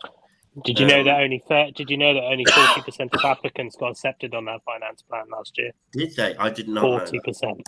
40%. I thought it was quite high, but I don't know. Right? Okay. But also depends on your credit. That's why we didn't hit the 6K. Quite possibly. Wazza, gone. Clearly, good night, Wazza. Thank you for your contribution this evening. Joe, you had a lot to say about season tickets earlier. Well, I wouldn't say I had a lot to say. I just think. Well, I knew you had more than you'd type. I agree with Woody. I think they're too much to start with, and I think they're going to go up again. I really do. I think, and the excuse will be the same as everyone's excuse: the price of everything is going up, blah blah blah blah. Which, all right, you can see from the business point of view is fair enough, but 400 quid already, it's a lot of money. If it goes up 10%, it's 440 quid. It's a lot of cash. And even if you knock 300 people off the attendance, that's 300 people buying beers, buying pies, buying programs, shirts, whatever, however you spend your match day. And that point there is exactly spot on. But yeah, I don't know. I think the way it's going, I think that they'll go up, and they'll use some excuse and the big promotion word to justify it. Yeah, exactly. And I think if we keep them as they are, say 400 for argument's sake, £400, sell 4,000 tickets, you decrease that by £100 to £300. I guarantee we'll hit that 6K mark. 6.5, 6K mark. Easy. So you'll get the same money, but you'll have, as Joe said, more people coming in, more people buying shirts, more people thinking. So, yeah. Nick, I think a lot of people. I'm in a fortunate position for being old, so I get a cheaper ticket now. So it's one of the benefits. I'll get the poor old pensioner. You can't afford it. In reality, is I could probably afford it more than most people. Nick's just showing off now. Well, no, it's a fact. It's probably a fact. Not only me, but lots of people in my position. I think a lot of people will hold off before buying a season ticket, and I probably will myself, to be honest. Hold off and see what happens, and if they increase it, I think they will lose a lot of fans on season tickets, and people will pick their games, and they will say, yeah, instead of doing 23 games, I might do 15 games in my choice and decide which ones I'm going to come and watch, especially if we're in League Two. If we're in League Two and they increase the season tickets, I can see someone's already said we'll be lucky to get 3,500 season ticket holders. Yeah. And the club need to think very carefully about what they do. People across the board are struggling for money, and it ain't going to get any cheaper out there for people. And what are you going to look at? What can I not do? And what I cannot do is go to football every other week at Swindon. And once you start losing people, it's very, very hard to get people back. Breaking the football habit. Yeah. So I think, they need to think very carefully. And as Woody said, to me, the strategy should be, whether we succeed or fail, we're going to reduce the tickets this season because we want to fill the county ground. And we've got all these other things going on. But at the end of the day, the most important thing is to get bums on seats, and it will generate more money for all the reasons that have already been talked about. So I think the club have got some massive decisions to make because the money isn't out there. It's as simple as that. People are struggling, and it's hard. So I think they need to especially look if we're at- in League Two.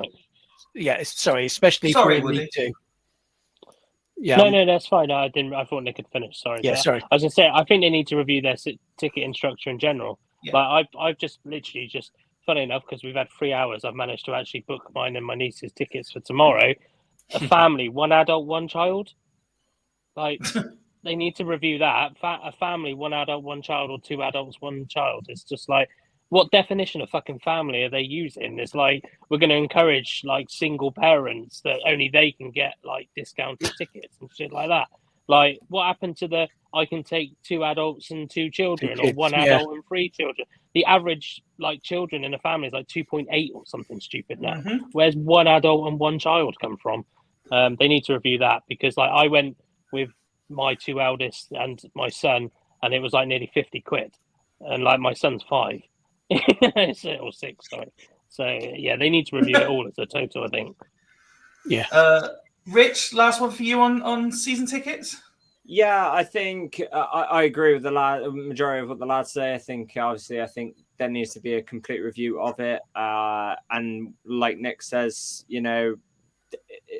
things aren't getting any cheaper, and if people are going to sacrifice something, mainly families, then yeah, of course they're going to sacrifice football.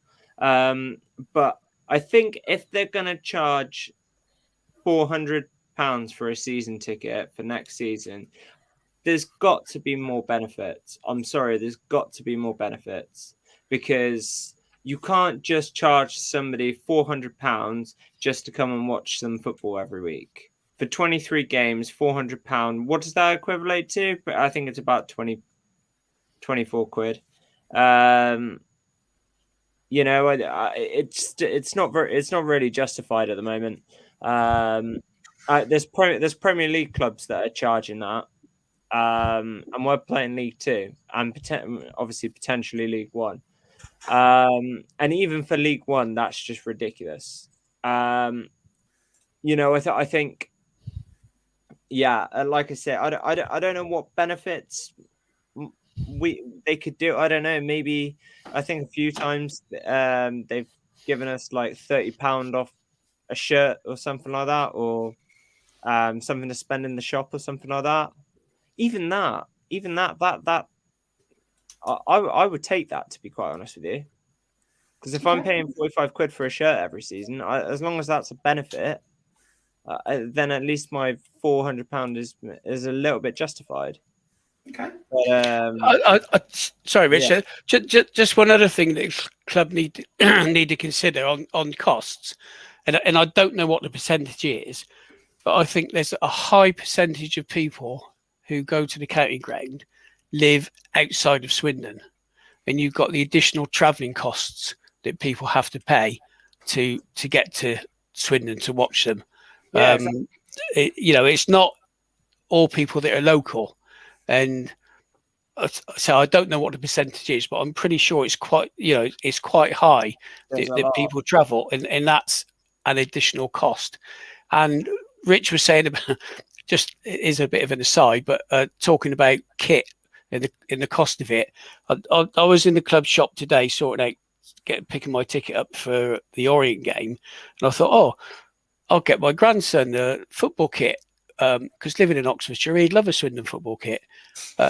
£39 for a 12 to 18-month-old for a football kit. No thanks, I ain't going to pay that for it. It's a ridiculous amount of money. Even Moneybags Nick's not going to pay for that. No, I'm not. It's ridiculous. It's a hell of a lot of popcorn money. in the kettle black as well, Rich. Yeah. I wouldn't do that. You start applauding your own joke, the lights go out.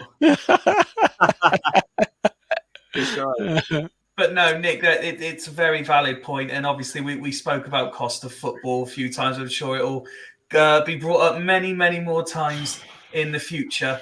Lads, we've got one more, okay? And if you can keep it to 13 minutes between you, now that we've lost Wazza and we've lost Ben, then we can keep it to a 3.5 hour show. I'm okay now because my massive steak is now fully digested and I'm ready for Woody's ready for another 90 minutes. Woody's good to go. The last question. Can I just say, I've done 6.5, me and Nick have both done 6.5 hours of podcasting this week. Good for you. You're not getting paid anymore. No, I know. That's what I was just doing. Well, I want a big enough bonus, 5 5p, double their wages for this week. Yeah.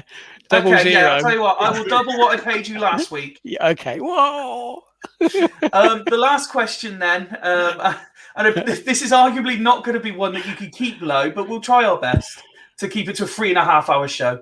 Are you encouraged by performances, results, or both so far under Morris? Now, this comes strictly from a podcast who I think exclusively have all said we were very, very excited when Morris came in, and we are very, very much Morris in. What I did do in preparation for this, and Joe, I'll let you start. And while you answer that question about have you been encouraged, it's more about performance levels, I think, is I've prepared the match stats for all 4 games so far, which I'll just click through on the screen.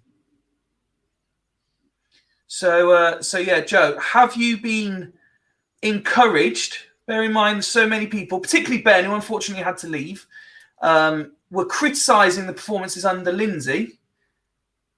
Are we seeing the signs that this is any better? Not currently, I don't think. I'll let the Newport game slide with the 10 men for 80 minutes or whatever. But Sutton, I went to Sutton. First half we were okay. Second half we were an absolute disgrace. Doncaster game, awful. And even last weekend, let's not coat things. All right, we won last weekend, but let's not sugarcoat it. We were fucking lucky to win that game. You know, they've hit the post, they've hit the bar. You know, we've had a unbelievable finish by Wakeland, which any other day could end up anywhere in the ground.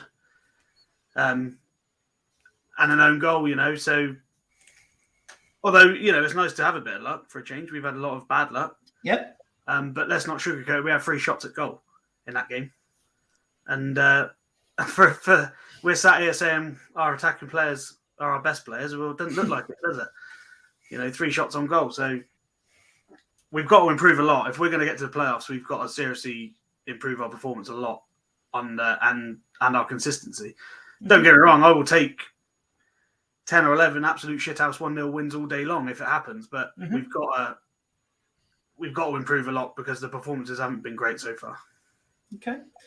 Very, very fair, I would say. Rich?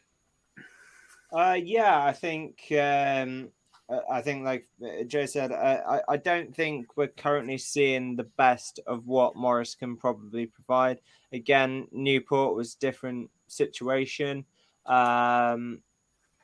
Doncaster, we just weren't good enough, you know. But again, this is more of a, you know, development thing. I think Morris will make us good. It is a project, you know, and I know possession stats aren't, you know. There's our favourite P word again. It literally is, isn't Penetrations into the box. It's a difficult one, but I think it's too early. I don't think it's fair reflection I'm not asking you to critique his coaching ability. I'm just saying, have you seen enough in the performances to be encouraged? I didn't really critique Lindsay's coaching style. I think what they do on the training field is fine, but it's what you say in the dressing room before a game, really, and your tactics. And if you're not getting enough balls in the box to that target man, then there's something seriously wrong. But again, it's early days, and like we've said before, I feel as if I'm on a bit of a repetitive motion now, but also is to a point where obviously we've got to look at the squad and what can he get the best out of the squad at the moment. And at the moment, do I think he's got the best out of the squad? Probably not. Do I think he can? I think Morris probably can. Do I think Lindsay could? No, I didn't think Lindsay could. Okay. So, but like I said, it's early days, and a win's a win. We take it, and we got to move. We got to move on. And put it this way, I think Morris got a win quicker than Lindsay did, didn't he? Yes, he would have done. Yeah. So that's always a positive. This goes back to the point I made the other week when we were talking about Gavin Gunnan, though, because everyone said about playing attacking football under Gavin Gunnan.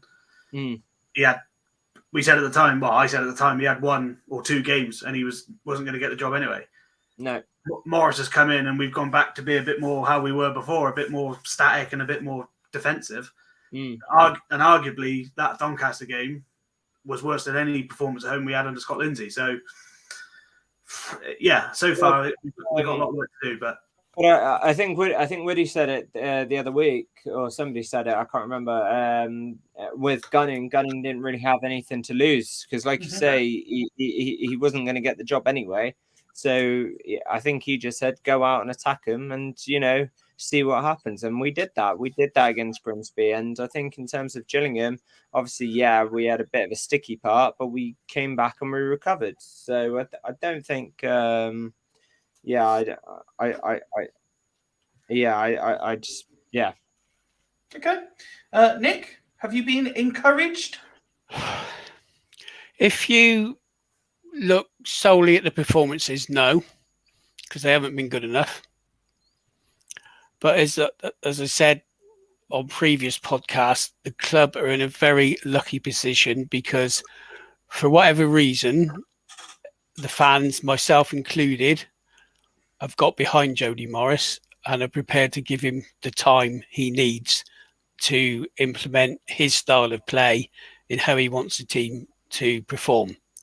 So they've got that bit of someone just put up now a honeymoon period. And it seems at the moment it's a bloody long honeymoon. So, if you can get one that long, good luck to you. So for the actual performances, no. For grinding out a shithouse win at Salford, absolutely fantastic. With lower stats than the opposition, I'm quite happy to see that. Okay. As long as the main stat is we get 3 points. Now, if he can instill that into the players, what we need to do, and the most important thing, is to get points on the board and forget about all your style and your fancy football and everything else that goes with it. I think he's got from listening to him, he seems to have a very clear vision of what he wants to do. He's obviously looked at certain players and decided whether they're good enough and whether they can actually deliver that. And, over the last couple of shows, we've been banging on about why the hell isn't Minton in the team? Because we all think he's good. And he came out in today's press conference and said he's not up to what we want him to do. He's some way off. So obviously he sees him in training every day. He knows what he wants. And he's saying at the moment, Minton isn't good enough. So you have to respect that because, he should know what he's talking about. So he has a very clear vision. But at the end of the day is he's got to get results. And at the moment, if we can do another 7 or 8 games like Salford and get the 3 points, that's what we need to do. It would be great if we had games like Gavin was fortunate enough to get, because, you know, as Woody said, he had absolutely nothing to lose. He can go gung-ho, and it worked. And Morris isn't going to do that. He's going to play his style of football and say he's lucky, and the club are lucky because he's still in that honeymoon period. And I think he's going to be in that for quite a few weeks yet. We are still in with a shout for playoffs. For me, we're on track. Saturday is crucial. We need 3 points. Is it? Oh, it's today. Yay. God, Where were you 25 minutes ago? I haven't been up this late for God knows how long. No wonder I don't know what day it is. And yeah, we're to me, we're on track for the playoffs, and win Saturday, and me and Rich will be happy when we go to Orient and enjoy the day out. And final word for the evening to you, Mr. Wood.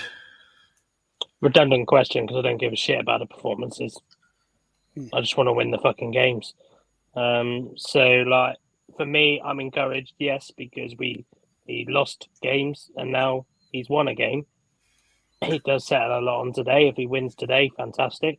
Don't really give a shit how we win now. I just, you know, I've already said that I don't think Jody was... I love the appointment of Jody. I don't think he was the man to get us out of this league, so it's a bonus. But I do think he could be the man next season. So I'll judge him next season on how we do wherever we are, League One or League Two. So yeah, for me, it's just about results now. So if I've seen an improvement in results, I couldn't give a shit about performance. We discount Newport, but we dominated them. You know, when we went down to 10, we had more possession, we completed more passes. You know, we actually arguably managed that game relatively well. So yeah, I do include Newport into that. I just want to see an improvement on results and runs. Mm-hmm. And we win Saturday. That's a back-to-back, the first time since wherever. October. The one thing you will never catch me doing now is comparing Jody Morris to Scott Lindsay, because I think it's an unfair comparison. Because first of all, Scott Lindsay didn't have Charlie Austin, which we all said that under Scott Lindsay we had no firepower. Mm-hmm. You know, that wasn't Scott Lindsay's fault. So I'm not going to compare the two now. We've had a transfer window since Scott Lindsay Scott Lindsay left. So for me, it's just about Jody Morris now. And yeah, as long as if we're winning games, I don't give a shit whether we have 1% possession and we've only scored 1-0 and scored it from the goal kick or whatever. It's irrelevant for me. It's just win games. That's all I give a shit about, because winning games brings crowds. Crowds are happy, and the performances will naturally come. If you're playing with confidence, the performances will get better. And that is the perfect place to conclude tonight's marathon 3.5-hour episode. To everyone from Beth to Wazza to Ben, to you gentlemen that stuck it out for the entirety, whether you've watched all 3.5 hours or joined us halfway through, or even like who was it? Just a short few minutes ago, even like David, who said hello at 12:13 a.m. Joined us very late. Thank you very much for your time.